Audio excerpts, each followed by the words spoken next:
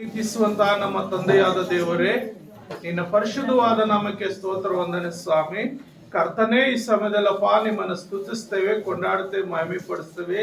ನನ್ನ ಯೇಸುವೆ, ನನ್ನ ರಾಜನೇ ಅಪ್ಪ, ಈ ವಾಗ್ದಾನವನ್ನು ನಾವು ಧ್ಯಾನ ಮಾಡಕ್ಕೆ ಹೋಗುವಾಗ ಪರಿಶುದ್ಧಾತ್ಮ ದೇವರೇ, ನೀವೇ ನನ್ನೊಟ್ಟಿಗಿದ್ದು ನೀವು ಮಾತನಾಡುವಾಗಪ್ಪ ನಾವೆಲ್ಲರೂ ನಿನ್ನ ಮಾತುಗಳು ಕೇಳಿ ಸ್ವಾಮಿ. ಅಪ್ಪ, ನಿನ್ನ ಮಾತುಗಳು ವಿಧೇಯರಾಗಿ ಸ್ವಾಮಿ. ಅಪ್ಪ, ನೀನ್ ತಾನೇ ಸಹಾಯ ಮಾಡಿ. ಈ ವಾಕ್ಯ ಕೇಳುವಂತ ಪ್ರತಿಯೊಬ್ಬರ ಹೃದಯದಲ್ಲಿ ನೀನ್ ಕಾರ್ಯ ಮಾಡಿ ಸ್ವಾಮಿ. ನೀವೇ ಮಹಿಮೆ ಹೊಂದಿಕೋಬೇಕೆಂದು ಯೇಸುವಿನ ನಾಮದಲ್ಲಿ ಪ್ರಾರ್ಥಿಸುತ್ತೇನೆ ತಂದೆಯೇ, ಆಮೆನ್. ಯೆಶಾಯನ ಗ್ರಂಥದಲ್ಲಿ 62ನೇ ಅಧ್ಯಾಯ 11ನೇ ವಚನ ಮೊದಲನೇ ಲೈನ್ ಮಾತ್ರ ಓದ್ಕೊಳ್ಳೋಣ. ಮೊದಲನೇ ಲೈನ್ ಏನ್ ಹೇಳ್ತದೆ? ಆಮೆನ್. ಈಗೋ ನಿನ್ನ ರಕ್ಷಣೆಯು ಸಮೀಪವಾಯಿತು. ಪ್ರಿಯ ನನ್ನ ಸಹೋದರ ಸಹೋದರಿ, ದೇವರು ನಮ್ಗೆ ಹೇಳ್ತಾ ಇದ್ದಾನೆ, ಈಗ ನಿನ್ನ ರಕ್ಷಣೆ ಸಮೀಪವಾಗಿದೆ, ನಿನ್ನ ರಕ್ಷಣೆ ಸಮೀಪವಾಗ್ತಾ ಇದ್ದಂತೆ ಹೇಳುವಾಗ ಪ್ರಿಯರೇ, ಈ ಮಾತನ್ನ ಯೆಶಾಯನು ಎಂಬ ಪ್ರವಾದಿಯು ಯೇಸು ಕ್ರಿಸ್ತನು ಈ ಲೋಕಕ್ಕೆ ಬರೋಕ್ ಮೊದಲು 700 ವರ್ಷಗಳ ಮೊದಲೇ ಪ್ರವಾದನೆ ಮಾಡಿದ್ದಾನೆ. ಏನಂತ? ಈ ಲೋಕಕ್ಕೆ ರಕ್ಷಣೆ ಸಮೀಪವಾಗ್ತಾ ಇದೆ ಅಂತ ಹೇಳಿ. ಆ ವಾಗ್ದಾನ ನುಡಿದ ನಂತರ 700 ವರ್ಷಗಳಿಗೆ ಈ ವಾಗ್ದಾನ ನೆರವೇರಿದೆ. ಯಾವ ರೀತಿ ಅಂದ್ರೆ, ಯೇಸು ಕ್ರಿಸ್ತನ ಮುಖಾಂತರ ಅದು ಒಂದು ವಾಗ್ದಾನ ನೆರವೇರ್ತಾ ಇದೆ. ಅಂದ್ರೆ ಯೇಸು ಕ್ರಿಸ್ತನ ಮುಖಾಂತರ ಏನು ರಕ್ಷಣೆ ಪ್ರಜೆಗಳಿಗೆ, ನಿನಗೂ ನನಗೂ ನಮ್ಮೆಲ್ಲರಿಗೂ ರಕ್ಷಣೆ ಸಮೀಪವಾಗಿದೆ ಎಂಬುದಾಗಿ ಈ ವಾಕ್ಯದ ಮುಖಾಂತರ ನಮ್ಗೆ ದೇವರು ತಿಳಿಯಪಡಿಸ್ತಾ ಇದ್ದಾನೆ. ನಾವು ನೋಡುವಾಗ ಇವತ್ತು ಏನು ಯೇಸು ಕ್ರಿಸ್ತನು ಯೆರೂಸಲೇಮಿಗೆ ಬರುವಂತ ದಿನಗಳಲ್ಲಿ ನಾವು ನೋಡುವಾಗ ಯೋಹಾನ ಬರೆದ ಸುವಾರ್ತೆ 12ನೇ ಅಧ್ಯಾಯ 1ನೇ ವಚನದಲ್ಲಿ ಏನ್ ಹೇಳ್ತಾ ಇದೆ ಅಂದ್ರೆ, ಯೋಹಾನ ಬರೆದ ಸುವಾರ್ತೆ 12ನೇ ಅಧ್ಯಾಯ 1ನೇ ವಚನದಲ್ಲಿ ನಾವು ನೋಡುತ್ತೇವೆ, ಹಬ್ಬವು ಇನ್ನು 6 ದಿವಸದ ಮುಂದೆ ಇರಲಾಗಿ ಯೇಸು ಬೆಥನ್ಯಕ್ಕೆ ಬಂದನು. ಯೇಸುವು ಸತ್ತವರೊಳಗಿಂದ ಎಬ್ಬಿಸಿದ ಲಾಜರನು ಅಲ್ಲಿದ್ದನು. ಆಮೆನ್. ಪ್ರಿಯ ನನ್ನ ಸಹೋದರ ಸಹೋದರಿಯರೇ, ಇಲ್ಲಿ ನಾವು ನೋಡುವಾಗ ಪಸ್ಕಾ ಹಬ್ಬ ಇನ್ನೂ 6 ದಿವಸಗಳು ಇರಲಾಗಿ, ಅಂದ್ರೆ ವರ್ಷಕ್ಕೊಂದು ಸಾರಿ ಯೆರೂಸಲೇಮಿನಲ್ಲಿ ಪಸ್ಕಾ ಹಬ್ಬ ಆಚರಿಸ್ತಾರೆ. ವರ್ಷಕ್ಕೊಂದು ಸಾರಿ ಆ ಒಂದು ಪಸ್ಕಾ ಹಬ್ಬ ಹುಳಿಯಿಲ್ಲದ ರೊಟ್ಟಿಗಳನ್ನು ಮಾಡುವಂಥದ್ದು ಮತ್ತು ದೇವರನ್ನ ಕೊಂಡಾಡುವಂಥದ್ದು, ದೇವರನ್ನ ಮಹಿಮೆ ಪಡಿಸುವಂಥದ್ದು. ಹಾಗಾಗಿ ಇನ್ನೂ 6 ದಿವಸ ಇದೆ. ಆದ್ರೆ 6 ದಿವಸ ಮೊದಲೇ ಯೇಸು ಕ್ರಿಸ್ತನು ಯೆರೂಸಲೇಮಿಗೆ ಬರಲಿಕ್ಕೆ ಪ್ರಾರಂಭ ಮಾಡಿದ್ದಾನೆ. ಅಂದ್ರೆ ಆ 6 ದಿವಸಗಳಲ್ಲಿ 6 ಅನೇಕ ಅದ್ಭುತ ಕಾರ್ಯಗಳು ಮಾರ್ಗದಲ್ಲಿ ಮಾಡ್ತಾ ಬರ್ತಾ ಇರ್ತಾನೆ. ಮೊದಲು ಅವನು ಎಲ್ಲಿಗೆ ಬಂದಿದ್ದಾನೆ? 6 ದಿವಸಗಳ ಮೊದಲು ಬೇತಾನ್ಯಕ್ಕೆ ಬಂದಿದ್ದಾನೆ. ಬೇತಾನ್ಯದಲ್ಲಿ ಯೇಸು ಕ್ರಿಸ್ತನಿಗೆ ಪರಿಚಯವಾದಂತ ಒಂದು ನೆಚ್ಚಿನ ಒಂದು ಕುಟುಂಬ ಇರ್ತದೆ. ಯಾವ ಕುಟುಂಬ ಅಂತ ಯಾರಾದ್ರೂ ಹೇಳಬಲ್ಲರ? ಯೇಸು ಸ್ವಾಮಿಗೆ ಒಂದು ನೆಚ್ಚಿನ ಕುಟುಂಬ ಬೇತಾನ್ಯದಲ್ಲಿ ಇರುತ್ತೆ. ಯಾರಾದ್ರೂ ಹೇಳಬಲ್ಲರ? ನೆಚ್ಚಿನ ಕುಟುಂಬ ಮಾರ್ತಾ, ಮರಿಯ, ಲಾಜರ್. ಆತನು ಒಂದು 3-4 ಸಾರಿ ಆ ಒಂದು ಪ್ರದೇಶಕ್ಕೆ ಬರ್ತಾನೆ. ಮೊದಲು ಯೆರೂಸಲೇಮ್ ಬರ್ಬೇಕಾದ್ರೆ ಆ ಮಾರ್ಗ ಮಧ್ಯದಲ್ಲಿ ಮೊದಲು ಬೇತಾನಿಗೆ ಬಂದು ಅಲ್ಲಿ ಅವರೊಟ್ಟಿಗೆ ಸ್ವಲ್ಪ ಸಮಯ ಕಳೆದು ಹಾಗೆ ಮುಂದೆ ಆತನು ಪ್ರಯಾಣ ಮಾಡ್ತಾನೆ. ಪ್ರಯಾಣ ಮಾಡುವಾಗ ದಾರಿಯಲ್ಲಿ ಅನೇಕ ಅದ್ಭುತಗಳು ಮಾಡ್ತಾನೆ. ಆ ದಾರಿಯಲ್ಲಿ ಹೋಗ್ಬೇಕಾದ್ರೆ ಒಂದು ಅಂಜೂರ ಗಿಡ ಕಾಣಿಸ್ತದೆ, ಆತನ ಹೊಟ್ಟೆ ಸಿಗ್ತದೆ. ಅಲ್ಲಿ ಹೋಗಿ ನೋಡುವಾಗ ಅಂಜೂರ ಮರದಲ್ಲಿ ಒಂದು ಹಣ್ಣು ಕೂಡ ಇರೋದಿಲ್ಲ. ಆತನಿಗೆ ಆ ನೋವಾಗಿ ಏನ್ ಹೇಳ್ತಾನೆ, ನಿನ್ನಲ್ಲಿ ಫಲ ಕಾಣದೆ ಹೋಗಲಂತ ಹೇಳ್ತಾನೆ. ಹೇಳಿದ ತಕ್ಷಣ ಮರ ಹಾಗೆಯೇ ಒಣಗೋಗ್ಬಿಡ್ತಾನೆ. ಹಾಗೆ ಅನೇಕ ಅದ್ಭುತಗಳ ಕಾರ್ಯಗಳು ಮಾಡ್ಕೊಂಡು ಹೋಗ್ತಾನೆ. ಆತನು ಆ ಯೆರೂಸಲೇಮಿಗೆ ಬರುವಾಗ ನಾವು ನೋಡುವಾಗ ಏನಂತ 12ನೇ ವಚನ ನಾವು ನೋಡುವಾಗ 12ನೇ ವಚನ ನೋಡ್ರಿ. ಮರುದಿವಸ ಜಾತ್ರೆಗೆ ಬಂದಿದ್ದ ಜನ ಸಮೂಹವು ಯೇಸು ಯೆರೂಸಲೇಮಿಗೆ ಬರುತ್ತಾನೆಂದು ಕೇಳಿ ಖರ್ಜೂರದ ಗರಿಗಳನ್ನು ತಕ್ಕೊಂಡು ಆತನನ್ನು ಎದುರುಗೊಳ್ಳುವುದಕ್ಕೆ ಹೊರಗೆ ಬಂದು, ಜಯ, ಕರ್ತನ ಹೆಸರಿನಲ್ಲಿ ಬರುವವನಿಗೆ ಆಶೀರ್ವಾದ, ಇಸ್ರಾಯೇಲಿನ ಅರಸನಿಗೆ ಆಶೀರ್ವಾದ ಎಂದು ಆರ್ಭಟಿಸಿದರು. ಸಾಕಮ್ಮ, ಇಲ್ಲಿ ಮರು ದಿವಸ ಜಾತ್ರೆಗೆ ಬಂದಿದ್ದ ಜನಸಮೂಹವು ಯೇಸು ಯೆರೂಸಲೇಮಿಗೆ ಬರುತ್ತಾನೆಂದು ಕೇಳಿ ಅಂದ್ರೆ ಮರು ದಿವಸ ಅಂದ್ರೆ ಹಾಗೆ ಆತನು ಪ್ರಯಾಣ ಮಾಡ್ತಾ ಇನ್ನ ನಾಳೆ ಆ ಯೇಸು ಸ್ವಾಮಿ ಯೆರೂಸಲೇಮಿಗೆ ಬರ್ತಾನಂತ ಎಲ್ಲರೂ ಜನರು ಕೇಳಿ ಏನ್ ಮಾಡ್ತಾರೆ ಅಂದ್ರೆ ಸಿದ್ಧರಾಗ್ತಾರೆ. ಅದು ದೇವರ ಆತ್ಮ ಅಲ್ಲಿ ಕಾರ್ಯ ಮಾಡ್ತಾರೆ. ಯಾವಾಗ್ಲೂ ಪ್ರತಿ ವರ್ಷ ಯೆರೂಸಲೇಮ್ಗೆ ಹೋಗ್ತಾ ಇದ್ದೆ ಯೇಸು ಸ್ವಾಮಿ, ಯಾರು ಆತನ್ನು ಹೆಚ್ಚಾಗಿ ಇಡಿಸ್ಕೊಳ್ತಾ ಇರ್ಲಿಲ್ಲ. ಆದ್ರೆ ಈ ಒಂದು ದಿನ ಪ್ರತ್ಯೇಕವಾದ ದಿನ. ಅಂದ್ರೆ ಯೆರೂಸಲೇಮಿಗೆ ಬರುವಂತ ದಿನದಲ್ಲಿ ಅಲ್ಲಿ ಅನೇಕ ಘಟನೆಗಳು ನಡೀತಾ ಇದೆ. ಆತನ ಯೆರೂಸಲೇಮಿಗೆ ಬರ್ಬೇಕಂತ ಯಾವತ್ತು ಕಾಲ್ನಡಿಗೆಯಲ್ಲಿ ಬರ್ತಾ ಇದ್ದೆ, ಆದ್ರೆ ಅವತ್ತು ವಿಶೇಷವಾಗಿ ಒಂದು ಕತ್ತೆ ಮರಿಯನ್ನ ತರಿಸ್ಕೊಳ್ತಾನೆ. ಕತ್ತೆ ಮರಿಯನ್ನು ನೋಡ್ರಿ, ನಾವು ಮಾರ್ಕನ ಬರೆದ ಸುವಾರ್ತೆಯಲ್ಲಿ 11ನೇ ಅಧ್ಯಾಯ 2ನೇ ವಚನದಲ್ಲಿ ನೋಡುವಾಗ, ಮಾರ್ಕನ ಬರೆದ ಸುವಾರ್ತೆ 11ನೇ ಅಧ್ಯಾಯ 2ನೇ ವಚನದಲ್ಲಿ ಏನ್ ಹೇಳ್ತದೆ? ನಿಮ್ಮೆದುರಿಗಿರುವ ಹಳ್ಳಿಗೆ ಹೋಗಿರಿ, ಅದರೊಳಗೆ ಸೇರುತ್ತಿರುವಾಗಲೇ ಅಲ್ಲಿ ಕಟ್ಟಿರುವ ಒಂದು ಕತ್ತೆ ಮರಿಯನ್ನು ಕಾಣುವಿರಿ. ಇದುವರೆಗೆ ಅದರ ಮೇಲೆ ಯಾರೂ ಹತ್ತಿಲ್ಲ. ಅದನ್ನು ಬಿಚ್ಚಿಕೊಂಡು ಬನ್ನಿರಿ. ಯಾವನಾದರೂ ನಿಮ್ಮನ್ನು ಏನು ಹೀಗೆ ಮಾಡುವುದು ಎಂದು ಕೇಳಿದರೆ, ಇದು ಸ್ವಾಮಿಯವರಿಗೆ ಬೇಕಾಗಿದೆ ಎಂದು ತಡಮಾಡದೆ ತಿರುಗಿ ಇಲ್ಲಿಗೆ ಕಳಿಸಿಕೊಂಡು ಬರು.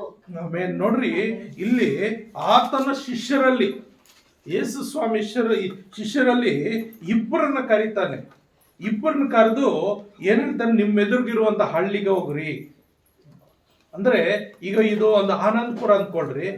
ಆನಂದಪುರ್ಗೆ ಎದುರುಗ ಮುಂದಕ್ಕೆ ನೋಡಿದ್ರೆ ಒಂದು ತಿಮ್ಗಟ್ನಳ್ಳಿ ಇದೆ, ಆ ಮಿಟ್ಟೇನಹಳ್ಳಿ ಇದೆ.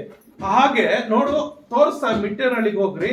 ಅಲ್ಲಿ ಒಂದು ಬೀದಿಯಲ್ಲಿ ನೀವು ಹೋಗ್ಬೇಕಾದ್ರೆ ಅಲ್ಲಿ ಒಂದು ಮನೆ ಹತ್ರ ಒಂದು ಕತ್ತೆನ ಕಟ್ಟಿರ್ತಾರೆ. ಅದನ್ನ ಕಟ್ಕೊಂಡು ಅದನ್ನು ಹೋಗಿ ಬಿಚ್ಕೊಂಡು ಬನ್ರಿ ಅಂತಾನೆ. ಬಿಚ್ಕೊಂಡು ಬನ್ರಿ ಅಂತಾನೆ. ಅಲ್ಲಿ ಏನಾಗುತ್ತೆ ಅಂದ್ರೆ ಪ್ರಿಯರೇ, ಮತ್ತಾಯನ ಬರೆದ ಸುವಾರ್ತೆಯಲ್ಲಿ 21ನೇ ಅಧ್ಯಾಯ 3ನೇ ವಚನದಲ್ಲಿ ಕೂಡ ಏನ್ ಹೇಳ್ತಂದ್ರೆ, ಯಾವನಾದ್ರೂ ನಿಮ್ಗೆ ಏನಾದ್ರೂ ಹೇಳಿದರೆ, ಏನು ಈ ಕತ್ತೆ ಮರಿ ಯಾಕೆ ಬಿಚ್ಕೊಂತೀರಿ ಅಂತ ಯಾರಾದ್ರೂ ನಿಮ್ಮನ್ನು ಕೇಳಿದರೆ, ನೀವೇನ್ ಮಾಡ್ಬೇಕಂದ್ರೆ, ಇದು ಸ್ವಾಮಿಯರಿಗೆ ಬೇಕು, ಇದು ಯೇಸು ಕ್ರಿಸ್ತನಿಗೆ ಬೇಕಾಗಿದೆ ಅಂತ ಹೇಳಿದ್ರೆ, ಅವ್ರು ಏನು ಮರುಪ್ರಶ್ನೆ ಮಾಡಿದ್ರೆ ಬಿಚ್ಚಿ ಅದನ್ನ ಕಳಿಸಿಕೊಡ್ತಾರೆ ಎಂಬುದಾಗಿ ನಾವು ನೋಡ್ತಾ ಇದ್ದೇವೆ ಪ್ರಿಯರೇ. ಅಲ್ಲಿ ನಾವು ನೋಡುವಾಗ ನಿಮ್ಮನ್ನು ಯಾರಾದ್ರೂ ಕೇಳಿದ್ರೆ ಏನಂತ ನಾವು ಈ ಮಾತನ್ನ ಇನ್ನೊಂದು ಕಡೆ ನಾವು ನೋಡುವಾಗ, ಲೂಕನ ಬರೆದ ಸುವಾರ್ತೆಯಲ್ಲಿ 19ನೇ ಅಧ್ಯಾಯ 31ನೇ ವಚನದಲ್ಲಿ ಕೂಡ ನೋಡುವಾಗ, ಲೂಕನ ಬರೆದ ಸುವಾರ್ತೆ 19ನೇ ಅಧ್ಯಾಯ 31ನೇ ವಚನ, ಯಾವನಾದರೂ ನಿಮ್ಮನ್ನು ಯಾಕೆ ಬಿಚ್ಚುತ್ತೀರಿ ಎಂದು ಕೇಳಿದರೆ, ಇದು ಸ್ವಾಮಿಯವರಿಗೆ ಬೇಕಾಗಿದೆ ಅನ್ನಿರಿ ಎಂದು ಹೇಳಿ ಕಳಿಸಿದನು. ನೋಡ್ರಿ, ಇದು ಸ್ವಾಮಿಯರಿಗೆ ಬೇಕು ಅಂದ್ರೆ ಯೇಸು ಕ್ರಿಸ್ತನಿಗೆ ಕತ್ತೆ ಮರಿ ಬೇಕಾಗಿದೆ, ಆತನ ಹೇಳಿ ಕಳಿಸಿದಾನೆ ಅಂತ ಹೇಳುವಾಗ ಅಲ್ಲಿ ಏನಾಗುತ್ತೆ? ಹೇಳಿದೆ ಅಂತ ಹೇಳಿ ಕಳಿಸುವಾಗ ಅಲ್ಲಿ ಕಳಿಸಲ್ಪಟ್ಟವರು ಅಂತ ಇದೆ. 32ನೇ ವಚನದಲ್ಲಿ ನಾವು ನೋಡುವಾಗ ಕಳಿಸಲ್ಪಟ್ಟವರು ಅಂತಿದೆ. ಕಳಿಸಲ್ಪಟ್ಟವರು ಅಂದ್ರೆ ಪ್ರಿಯರೇ, ಈ ಒಂದು ಕತ್ತೆನ ಸ್ವಲ್ಪ ನಾವು ಧ್ಯಾನ ಮಾಡ್ಕೊಳ್ಳೋಣ. ಕತ್ತೆ ವಿಷಯದಲ್ಲಿ ಕತ್ತೆ ಅಂತದ್ದು, ಕತ್ತೆನ ಎಲ್ಲಿಡ್ತಾರೆ, ಹೇಗ್ ಸಾಕ್ತಾರೆ ಅದನ್ನ? ಕತ್ತೆ ಏನ್ ಪ್ರಯೋಜನಕ್ಕೆ ಬರುತ್ತೆ? ಬಟ್ಟೆಗಳು ಹೊರುವುದಕ್ಕೆ ಮತ್ತು ಮೂಟೆಗಳು ಹೊರುವುದಕ್ಕೆ ಮತ್ತು ಕಟ್ಕೆಗಳು ಹೊರುವುದಕ್ಕೆ ಕತ್ತೆಯನ್ನು ಉಪಯೋಗಿಸ್ತಾರೆ. ಇಂದಿನ ಕಾಲದಲ್ಲಿ ಕತ್ತೆಯನ್ನು ವಿಶೇಷವಾದ ಒಂದು ಕೆಲಸಕ್ಕೆ ಉಪಯೋಗಿಸ್ತಾ ಇದ್ದಾರೆ. ಏನಂದ್ರೆ ಈ ಕೊಳುಕು ಬಟ್ಟೆಗಳ ಹೊರೋದಕ್ಕೆ ಈ ಹಗಸರು ಕತ್ತೆಯನ್ನು ಮೇಯಿಸ್ತಾರೆ. ಬೇರೆ ಯಾರು ಮೇಯಿಸಲ್ಲ ಕತ್ತೆಗಳನ್ನ, ಅಗಸರು ಮಾತ್ರ ಕತ್ತೆಗಳು ಮೇಯಿಸ್ತಾರೆ. ಏನಕ್ಕೆ ಮೇಯಿಸ್ತಾರೆ ಅಂದ್ರೆ, ಅಗಸರು ಶ್ರೀಮಂತರು ದೊಡ್ಡ ದೊಡ್ಡ ಧನಿಕರ ಮನೆಗಳಲ್ಲಿ ಹೋಗಿ ಬಟ್ಟೆಗಳನ್ನ ಇಸ್ಕೊಂಡು ಅವ್ರನ್ನ ಆ ಮೂಟೆಗಳು ಕಟ್ಟಿ ಆ ಕತ್ತೆಗಳ ಮೇಲೆ ಆ ಮೂಟೆಗಳನ್ನ ಹಾಕೊಂಡು ಹೋಗಿ ಕೆರೆಗ ಕುಟ್ಟೆಗೆ ಹೋಗಿ ಅದನ್ನೆಲ್ಲ ಚೆನ್ನಾಗಿ ವಾಶ್ ಮಾಡಿ ಒಣಗಿಸಿ ಮತ್ತೆ ಮೂಟೆಗಳು ಮಾಡ್ಕೊಂಡು ತಗೊಂಡು ಬಂದು ಅವ್ರು ವಾಪಸ್ ಕೊಡ್ತಾ ಇದ್ರು. ಅಂದ್ರೆ ಕತ್ತೆ ಕೊಳುಕು ಬಟ್ಟೆ ಕೊಳಕು ಮೂಟೆಗಳನ್ನ ಹೊರುವಂಥದ್ದು. ಕತ್ತೆನ ಯಾರು ಹೆಚ್ಚಾಗಿ ಗೌರವಿಸಿ ಅದಕ್ಕೆ ಪ್ರತಿದಿನ ಸ್ನಾನ ಮಾಡಿಸಿ ಅದಕ್ಕಾಗಿ ಪ್ರತ್ಯೇಕವಾದ ಕೊಟ್ಟಿಗೆ ಮಾಡಿ ಅದಕ್ಕಾಗಿ ಹುಲ್ಲು ಹಾಕೋದು, ಅದನ್ನು ಪ್ರತ್ಯೇಕವಾಗಿ ನೋಡ್ಕೊಳ್ಳೋದು ಯಾರು ಇಲ್ಲ. ಯಾರಾದ್ರೂ ಮಾಡ್ತಾರ? ಕತ್ತೆನ ಎಲ್ಲೋ ಒಂದು ಕಾಲುಗಳು ಕಟ್ಟಿ ಬಿಟ್ಟು ಬಿಡ್ತಾರೆ, ಎಲ್ಲೋ ಮೇದ್ಕೊಂಡು ಬರ್ಲಿ ಅಂತೇಳಿ. ಮುಂದೆ 2 ಕಾಲಕ್ಕೆ ಒಂದು ಅರ್ಧ ಅಡಿಯಷ್ಟು ಗ್ಯಾಪ್ ಬಿಟ್ಟು ಕಟ್ಟಿಬಿಟ್ಟು ಬಿಟ್ಬಿಡ್ತಾರೆ, ಎಲ್ಲೋ ಅದಕ್ಕೆ ಎಲ್ಲಿ ಬೇಕಾದ್ರೆ ಅಲ್ಲಿ ಮೇದ್ಕೊಂಡು ಬರ್ಲಿ ಅಂತ. ಮತ್ತು ಕತ್ತೆಗೆ ಯಾರು ಹೆಚ್ಚಾದ ಇಂಪಾರ್ಟೆಂಟ್ ಕೊಡೋದಿಲ್ಲ. ಕತ್ತೆಗೆ ಯಾರು ಹೆಚ್ಚಾದ ಇಂಪಾರ್ಟೆಂಟ್ ಕೊಡೋದಿಲ್ಲ. ಅದು ಕೊಳಕು ಬಟ್ಟೆಗಳನ್ನ ಹೊರುವಂಥದ್ದು, ಇಲ್ಲ ಕಟ್ಟಿಗೆ ಅಂತ ಹೊರುವಂಥದ್ದು, ಇಲ್ಲ ಭಾರವಾದ ವಸ್ತುಗಳನ್ನ ಹೊರೋದಕ್ಕಾಗಿ ಒಂದು ವಾಹನವಾಗಿ ಕತ್ತೆಯನ್ನು ಉಪಯೋಗಿಸ್ಕೊಳ್ತಾ ಇದ್ರು. ಆದ್ರೆ ಆ ಕತ್ತೆಯನ್ನು ಕಟ್ಟಲ್ಪಟ್ಟ ಒಂದು ಕತ್ತೆ ಅದು ಇದುವರೆಗೂ ಯಾರು ಹತ್ತಿಲ್ಲ. ಆ ಒಂದು ಕತ್ತೆ ಮರಿಯನ್ನ ಅವ್ರು ಏನ್ ಮಾಡ್ತಾರೆ, ಬಿಚ್ಕೊಂಡು ಬರುವಂತಾಗ ಅಲ್ಲಿ ಕಳಿಸಲ್ಪಟ್ಟವ್ರು ಅಂದ್ರೆ ಪ್ರಿಯ ನನ್ನ ಸಹೋದರ ಸಹೋದರಿ, ಯೇಸು ಕ್ರಿಸ್ತನ ಇಬ್ಬರು ಶಿಷ್ಯರನ್ನ ಕಳಿಸ್ತಾನೆ. ಅಂದ್ರೆ ಯೇಸು ಸ್ವಾಮಿ ಲೋಕದ ಮೇಲೆ 12 ಜನ ಶಿಷ್ಯರನ್ನ ತಯಾರು ಮಾಡ್ತಾನೆ. ಎಲ್ಲರೂ ಪ್ರಪಂಚಕ್ಕೆಲ್ಲ ಹೋಗ್ತಾರೆ. ಅದರಲ್ಲಿ ನಮ್ಮ ಭಾರತ ದೇಶಕ್ಕೆ ಯೇಸು ಸ್ವಾಮಿ ಒಬ್ಬ ಶಿಷ್ಯನಾದಂತ ತೋಮನು ಕಳಿಸಲ್ಪಟ್ಟು ಭಾರತ ದೇಶಕ್ಕೆ ಬಂದು ಸುವಾರ್ತೆ ಸಾರ್ತಾನೆ, ಯೇಸು ಸ್ವಾಮಿ ಬಗ್ಗೆ ತಿಳಿಸ್ತಾನೆ. ಅಂದ್ರೆ ಈ ಕತ್ತೆ ಯಾವ ಕೆಲಸಕ್ಕೆ ಬರದಂತ ಕಟ್ಟಲ್ಪಟ್ಟಂತದ್ದು. ಕತ್ತೆನ ಬಿಚ್ಚಿಬಿಟ್ರೆ ನೋಡ್ರಿ, ಅದು ಯಾರ ಕೈಗೆ ಸಿಗುತ್ತಾ? ಅದಕ್ಕೆ ಮುಂದಿನ 2 ಕಾಲು ಕಟ್ಟಾಕಿರ್ತಾರೆ. ಯಾಕೆ ಕಟ್ಟಾಕಿರ್ತಾರೆ? ಕಾಲು ಬಿಚ್ಚಿದೆ ಅಂದ್ರೆ ಅದು ಯಾರ ಕೈಗೆ ಸಿಕ್ಕಲ್ಲ, ಯಾರ ಮಾತು ಕೇಳಲ್ಲ, ತನ್ಗೆ ಇಷ್ಟ ಬಂದಂತ ರೀತಿಯಲ್ಲಿ ಓಡಾಡ್ತದೆ. ಆ ಕೀರ್ತನೆಗಳಲ್ಲಿ ನೋಡ್ತದೆ. ಇನ್ನೊಂದು ಏಸರ ಕತ್ತೆ ಅಂತ ಕೂಡ ಒಂದಿದೆ. ಆ ಏಸರ ಕತ್ತೆ ಅಂತೆ ಅದು ವಿಶಾಲವಾಗಿ ತನ್ಗೆ ಇಷ್ಟ ಬಂದಂಗೆ ತಿಂದ್ಕೊಂಡು ಓಡಾಡ್ಕೊಂಡಿರೋದು. ಹಾಗೆ ಅನೇಕರು ಲೋಕದಲ್ಲಿ ಇರುವಂತವ್ರು ಏನ್ ಮಾಡ್ತಾರೆ ಅಂದ್ರೆ, ಕೆಲವರು ಬಂಧನಗಳಿಂದ ಶಾಪಗಳಿಂದ ಕಟ್ಟಲ್ಪಟ್ಟವ್ರು ಏನ್ ಮಾಡ್ತಾರೆ, ಒಂದೊಂದು ರೀತಿಯಲ್ಲಿ ಜೀವಿಸ್ತಾ ಇರ್ತಾರೆ. ಯಾವ ರೀತಿ? ಒಬ್ಬನು ಯಾವಾಗ ನೋಡಿ 24 ಗಂಟೆ ಕುಡಿತಾ ಇರೋದು, ಅವ್ನಿಗೆ ಬೇರೆ ಏನು ಅಭ್ಯಾಸ ಇರಲ್ಲ, ಸಂಪಾದನೆ ಮಾಡ್ಬೇಕು, ಕುಡಿಬೇಕು. ಕೆಲವರಿಗೆ ಊಟ ಇಲ್ದಿದ್ರು ಚಿಂತೆ ಇಲ್ಲ, ದಿನಕ್ಕೆ ಒಂದು 50 ಸಾರಿ ಬೇಕಾದ್ರೆ ಎಲ್ಲರಿಗೆ ಕಗಿತಾನೆ ಇರ್ತಾರೆ, ಕಡ್ಡಿ ಪುಡಿ ಹಾಕ್ತಾನೆ ಇರ್ತಾರೆ. ನಿದ್ರೆಯಲ್ಲೂ ಕೂಡ ಅದು ಉಗಿದು ಮಲ್ಕೊಳ್ಳೋಣ, ರಾತ್ರಿಯಲ್ಲಿ ಕೂಡ ನಿದ್ರೆಯಲ್ಲಿ ಕೂಡ ಅದನ್ನ ದೌಡೆಯಲ್ಲಿ ಇಟ್ಕೊಂಡು ಮಲಗಿರ್ತಾರೆ. ಒಬ್ಬೊಬ್ರಿಗೆ ಒಂದೊಂದು ರೀತಿ ಆಗ್ಬಿಟ್ಟು, ಒಬ್ಬೊಬ್ರು ಒಂದೊಂದು ರೀತಿಯ ಪಾಪದಿಂದ ಕಟ್ಟಲ್ಪಟ್ಟಿರ್ತಾರೆ. ಕೆಲವರು ಕುಡುಕರು, ಕೆಲವರು ವ್ಯಭಿಚಾರಿಗಳು, ಕೆಲವರು ಮತ್ತೊಂದು ಅವ್ರಿಗಿಷ್ಟ ಬಂದ ರೀತಿಯಲ್ಲಿ ಪಾಪದಲ್ಲಿ ಕಟ್ಟಲ್ಪಟ್ಟಿವರು ಎಷ್ಟೋ ಜನರಿದ್ದಾರೆ.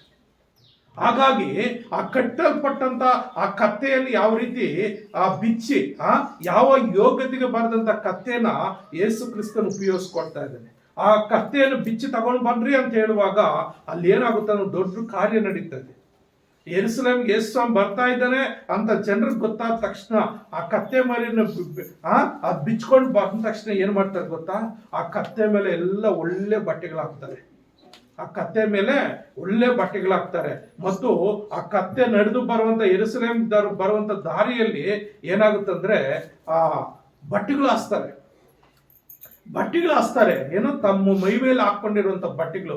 ಇದು ಯಾರಾದ್ರೂ ನೀವು ನೋಡಿದ್ರೆ ಇಲ್ವ? ನಮ್ಮೂರಲ್ಲಿ ಒಬ್ರು ಮಾಡ್ತಾರೆ, ವರ್ಷಕ್ಕೋ 5 ವರ್ಷಕ್ಕೋ ಯಾರು ಅಂದ್ರೆ ಒಕ್ಕಲಿಗರು ಮಾಡ್ತಾರೆ. ಏನಂದ್ರೆ ಅವ್ರು ದೇವ್ರಿಗೆ ಯಾವುದೋ ಒಂದು ದೇವ್ರ ಪೂಜೆ ಮಾಡೋದಕ್ಕೆ ಆ ಊರಿಂದ ಆ ರಾಜ ಏನೋ ನಮ್ಮೂರ ಹತ್ರ ಒಂದು ಕುಂಟೆ ಇತ್ತು. ಆ ಕುಂಟೆ ಹತ್ರ ಒಂದು ರಚಕಟ್ಟೆ ಇದೆ, ಅಲ್ಲಿ ಅವ್ರು ಪೂಜೆ ಮಾಡ್ತಾ ಇದ್ರು. ಆ ಊರಲ್ಲಿ ಏನೋ ಆಂಜನೇಯ ಸ್ವಾಮಿ ದೇವಸ್ಥಾನ ಇತ್ತು. ಆಂಜನೇಯ ಸ್ವಾಮಿ ದೇವಸ್ಥಾನ ಆ ರಚಕಟ್ಟೆ ತನಕ ಸೀರೆಗಳು ಹಾಕ್ಸ್ತಾ ಇದ್ರು.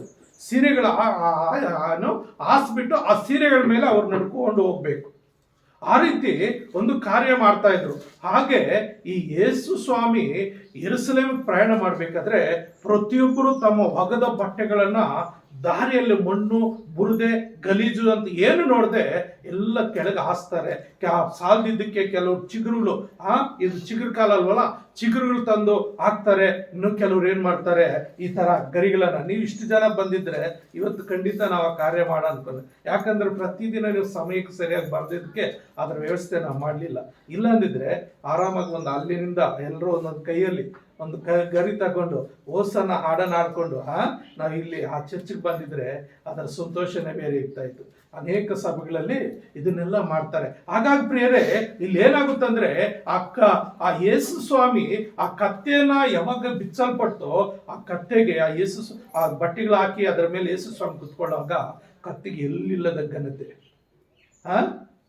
ಯಾವಾಗ್ಲೂ ಹೊಡೆಯೋದು, ಕೊಳಕು ಬಟ್ಟೆಗಳನ್ನ ಹಾಕೋದು, ಭಾರ ಹೊರಿಸುವಂತ ಕತ್ತೆನ ನೋಡು. ಯಾವಾಗ ಯೇಸು ಸ್ವಾಮಿ ಅದರ ಮೇಲೆ ಕುತ್ಕೊಂಡು ಯೇಸು ಸ್ವಾಮಿಗೆ ಏನು ಮರ್ಯಾದೆ ಇತ್ತೋ ಆ ಕತ್ತೆ ಕೂಡ ಅದೇ ಮರ್ಯಾದೆ ಬಂತು. ಹೌದಲ್ವಾ? ಯೇಸು ಸ್ವಾಮಿಗೆ ತೃಣೀಕರಿಸಲ್ಪಡುವಂತ ಕತ್ತೆ ಅದು. ಕತ್ತೆನ ಯಾರು ಏನ್ ಮಾಡ್ತಾರೆ, ಗೌರವಿಸೋದಿಲ್ಲ. ಕತ್ತೆಗೆ ಯಾವುದೇ ಒಂದು ಸ್ಥಾನಮಾನ ಕೊಡೋದಲ್ಲ.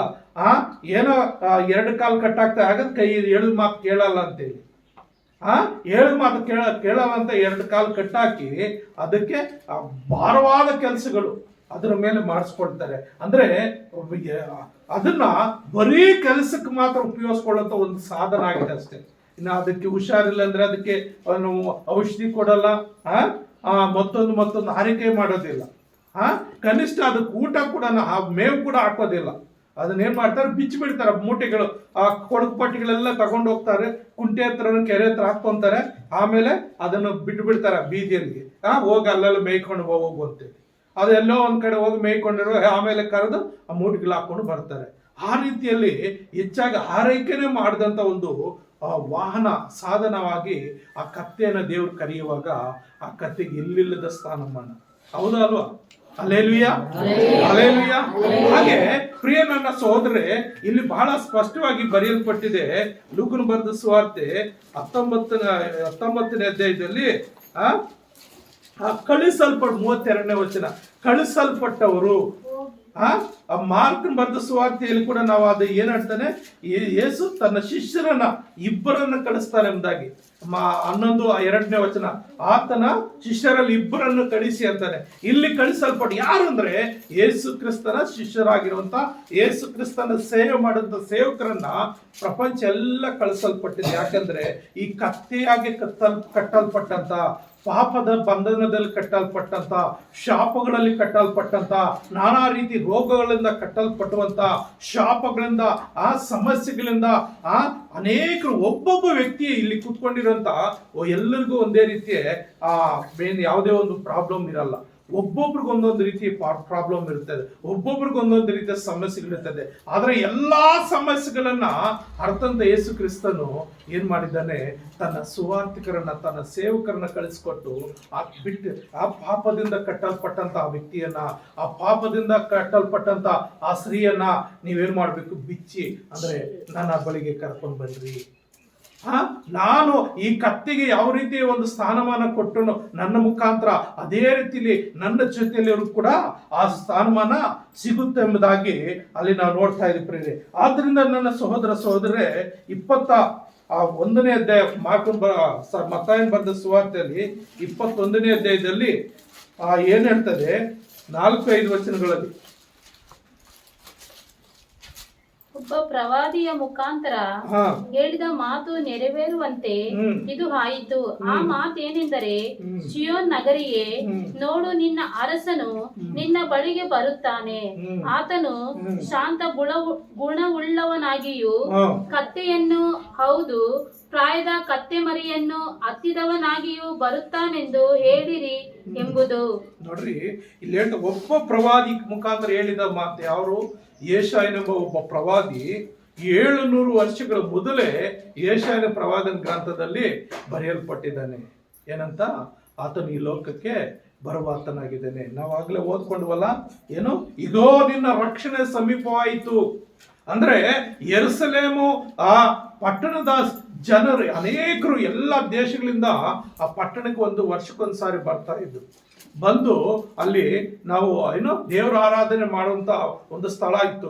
ಅಪೊಸ್ತಲ ಕೃತ್ಯಗಳಲ್ಲಿ ಕೂಡ, ಹೊಸ ಒಡಂಬಡಿಕೆ ಕೂಡ ಎಲ್ಲ ಸುಮಾರು ಹೆಚ್ಚು ಕಡಿಮೆ 20 ದೇಶಗಳವರು ಅಲ್ಲಿ ಬಂದು ದೇವರ ಆರಾಧನೆ ಕೂಡಿ ಬರ್ತಾ ಇದ್ರು ಅಂತ ಹೇಳಿ, ಅಲ್ಲಿ ಪಂಚಶತಮ ದಿನದಲ್ಲಿ ದೇವರ ಅಭಿಷೇಕ ತನ್ನ ಶಿಷ್ಯರ ಮೇಲೆ ಇಳಿದು ಬರುವಾಗ ಅವರವ್ರಿಗೆ ಒಂದೊಂದು ದೇಶದಲ್ಲಿ ಒಂದೊಂದು ಭಾಷೆ ಇರ್ತದೆ. ನಮ್ಮ ಕರ್ನಾಟಕದಲ್ಲಿ ಕನ್ನಡ ಇದೆ, ಆಂಧ್ರದಲ್ಲಿ ತೆಲುಗಿದೆ, ತಮಿಳುನಾಡಲ್ಲಿ ತಮಿಳು ಇದೆ, ಕೇರಳದಲ್ಲಿ ಮಲಯಾಳಂ ಇದೆ. ಹೀಗೆ ಒಂದೊಂದು ದೇಶದಲ್ಲಿ ಒಂದೊಂದು ಭಾಷೆ ಇರ್ತದೆ.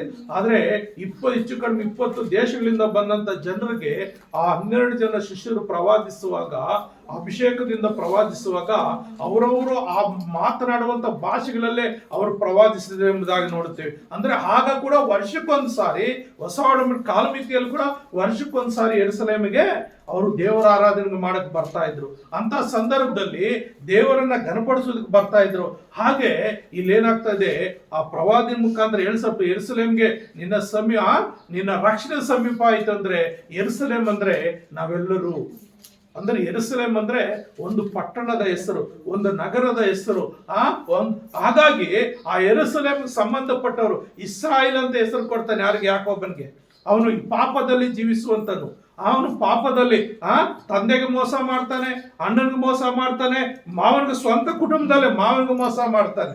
ಆ ರೀತಿ ಒಬ್ಬ ಮೋಸಗಾರನಾಗಿರುವಂತಹ ಅನಂತರ ದೇವರು ಬಂದು ದೂತನ ರೂಪದಲ್ಲಿ ಬಂದು ಆತನು ಹೋರಾಡುವಾಗ ನಾನು ಬಿಡುಗು ಬೆಳಗಾಯ್ತಂದ್ರೆ ಆತನ ಏನ್ ಹೇಳ್ತಾನೆ, ನಿನ್ನ ನಾನು ಆಶೀರ್ವಾದ ಮಾಡಿದ್ರೆ ಹೊರತು ನಾನು ಬಿಡೋದಿಲ್ಲ ಅಂತ ಹೇಳಿ ಇಡೀ ರಾತ್ರಿ ಎಲ್ಲ ಹೋರಾಡ್ತಾನೆ. ಆಮೇಲೆ ಏನಾಗುತ್ತೆ, ನಿನ್ನ ಹೆಸರು ಏನಂತ ಆ ದೇವದೂತನ ಕೇಳುವಾಗ ನನ್ನ ಹೆಸರು ಯಾಕೋಬನು ಅಂತಾನೆ. ಯಾಕೋಬ್ ಅಂದ್ರೆ ನಾನು ಮೋಸಗಾರನು, ನಾನು ಪಾಪಿಸ್ತಿ, ನಾನು ಅಣ್ಣನಿಗೆ ಮೋಸ ಮಾಡಿದ್ದೀನಿ, ತಂದೆಗೆ ಮೋಸ ಮಾಡಿದ್ದೀನಿ, ಮಾವನಿಗೆ ಮೋಸ ಮಾಡಿದ್ದೀನಿ, ಕುಟುಂಬದಲ್ಲೇ ಮೋಸ ಮಾಡ್ತಾ ಇದ್ದವನು. ಅಷ್ಟೇ ಅಲ್ಲದೆ ತಾಯಿ ಗರ್ಭದಲ್ಲಿ ತನ್ನ ಅಣ್ಣನೊಟ್ಟಿಗೆ ಗರ್ಭದಲ್ಲಿ ಅವ್ನು ನಾನ್ ಫಸ್ಟ್ ಹೋಗ್ಬೇಕು, ನಾನ್ ದೊಡ್ಡ ಮಗನಾಗ್ಬೇಕು ಅಂತ ಒಂದು ಏನೋ ಅವನ ಹತ್ರ ಒಂದು ಒಣ ಜಂಬ ಇತ್ತು. ನಾನು ಅನ್ನೋ ಪ್ರತಿಷ್ಠೆ ಯಾಕೋಬನಲ್ಲಿತ್ತು. ಆ ರಾತ್ರಿ ಎಲ್ಲ ಹೋರಾಡುವಾಗ ಆ ದೇವ್ರು ಏನ್ ಮಾಡ್ತಾನೆ, ನಾನು ಯಾಕೋಬನು ಅಂತ, ನಿನ್ನ ಹೆಸರೇನಂತ ಕೇಳಿ ನಾನು ಯಾಕೋಬನು ಅಂತಾನೆ. ಯಾಕೋಬನ್ಗೆ ಮೋಸಗಾರ, ವಂಚನೆಗಾರ, ಸುಳ್ಳುಗಾರ ಅನೇಕ ಪದಗಳು ಬರ್ತದೆ. ಇದೆಲ್ಲ ನಾನು ಯಾಕೋಬನ್ ಅಂತ ಹೇಳುವಾಗ ನಾನು ಮೋಸಗಾರ ಅಂತ ಆ ದೇವದೂತನ ಮುಂದೆ ಒಪ್ಕೊಳ್ತಾನೆ. ಆ ಒಪ್ಕೊಳ್ಳುವಾಗ ಆ ದೇವರು ಏನ್ ಮಾಡ್ತಾನೆ, ನಿನ್ನ ಹೆಸರು ಇಂದಿನಿಂದ ಯಾಕೋಬ ನೆನೆಸ್ಕೊಳ್ಳೋದಿಲ್ಲ, ಇಸ್ರಾಯೇಲ್ ನೆನೆಸ್ಕೊಳ್ತಾನೆ. ಇಸ್ರಾಯೇಲ್ ಅಂದ್ರೆ ಆಶೀರ್ವಾದಕ್ಕೆ, ಯೆರೂಸಲೇಮಕ್ಕೆ ವಾರಸುದಾರರು, ಪರಲೋಕಕ್ಕೆ ವಾರಸುದಾರರು, ನಿತ್ಯ ಜೀವಕ್ಕೆ ವಾರಸುದಾರರು. ಹಾಗಾಗಿ ಆ ಒಂದು ಹೆಸರು ಯಾಕೋಬನ ಮುಖಾಂತರ ಇಸ್ರಾಯೇಲನ್ನು ಅಂತ, ಯೆರೂಸಲೇಮ್ ಅಂದ್ರೆ ಇಸ್ರಾಯೇಲನ 12 ಕುಲಗಳಲ್ಲಿ ಬಂದಂತ ಜನಾಂಗಗಳು ದೇವರ ಮಕ್ಕಳಾಗಿ ಮಾರ್ಪಟ್ಟು ಆ ನಿತ್ಯ ರಾಜ್ಯದಲ್ಲಿ ಸೇರುವರಾಗಿದ್ದೀವಿ. ಆತನನ್ನ ಯೇಸು ಕ್ರಿಸ್ತನು ಹೊಸ ಒಡಂಬಡಿಕೆ ರೀತಿಯಲ್ಲಿ ಯೇಸು ಕ್ರಿಸ್ತನ ಮುಂದೆ ಈ ಕಟ್ಟಲ್ಪಟ್ಟಂತ ಪಾಪದ ಬಂಧನಗಳಿಂದ ಕಟ್ಟಲ್ಪಟ್ಟಂತ ನಿನ್ನನ್ನ ನನ್ನನ್ನ ಪ್ರತಿಯೊಬ್ಬರು ಬಿಡಿಸುವುದಕ್ಕಾಗಿ, ನಮ್ಮೆಲ್ಲರ ರಕ್ಷಣೆಗಾಗಿ ಆತನ ಯಜ್ಞದ ಕುರಿಯಾದ ಆತನಾಗಿ ಈ ಯೆರೂಸಲೇಮಿಗೆ ಬರುವಾತನಾಗಿದ್ದಾನೆ. ಅದಕ್ಕಾಗಿ ಆ ಭಕ್ತನಾದಂತ ಯಾರು ಸ್ಥಾನಿಕನಾದ ಯೋಹಾನನು ತನ್ನ ಬಳಿಗೆ ಬರುವಂತ ಯೇಸು ಕ್ರಿಸ್ತನ್ ನೋಡಿ ಏನ್ ಹೇಳ್ತಾನೆ, ಯೋಹಾನ್ ಬರೆದ ಸುವಾರ್ತೆ 1ನೇ ಅಧ್ಯಾಯ 29ನೇ ವಚನದಲ್ಲಿ ಏನ್ ಹೇಳ್ತಾನೆ ನೋಡ್ರಿ. ಯೋಹಾನ್ ಬರೆದ ಸುವಾರ್ತೆ 1ನೇ ಅಧ್ಯಾಯ 29ನೇ ವಚನ. ಮರುದಿನ ಯೋಹಾನನು ತನ್ನ ಕಡೆಗೆ ಬರುವ ಯೇಸುವನ್ನು ನೋಡಿ, ಅಗೋ ಯಜ್ಞಕ್ಕೆ ದೇವರು ನೇಮಿಸಿದ ಕುರಿ, ಲೋಕದ ಪಾಪವನ್ನು ನಿವಾರಣೆ ಮಾಡುವವನು. Amen, hallelujah. ಅಗೋ ದೇವರು ಯಜ್ಞಕ್ಕೆ ನೇಮಿಸಿದ ಕುರಿಮರಿ ಅಂದ್ರೆ ಯೇಸು ಕ್ರಿಸ್ತನು ತನ್ನ ಅಲ್ಲಿ ಬ್ಯಾಪ್ಟಿಸಮ್ ಹೊಂದುವುದಕ್ಕಾಗಿ ಬರುವಾಗ ಆ ಯೇಸು ಕ್ರಿಸ್ತ ನೋಡಿ ದೇವರು ಯಜ್ಞಕ್ಕೆ ನೇಮಿಸಿದ ಕುರಿಮರಿ ಇದ್ದಾನೆ.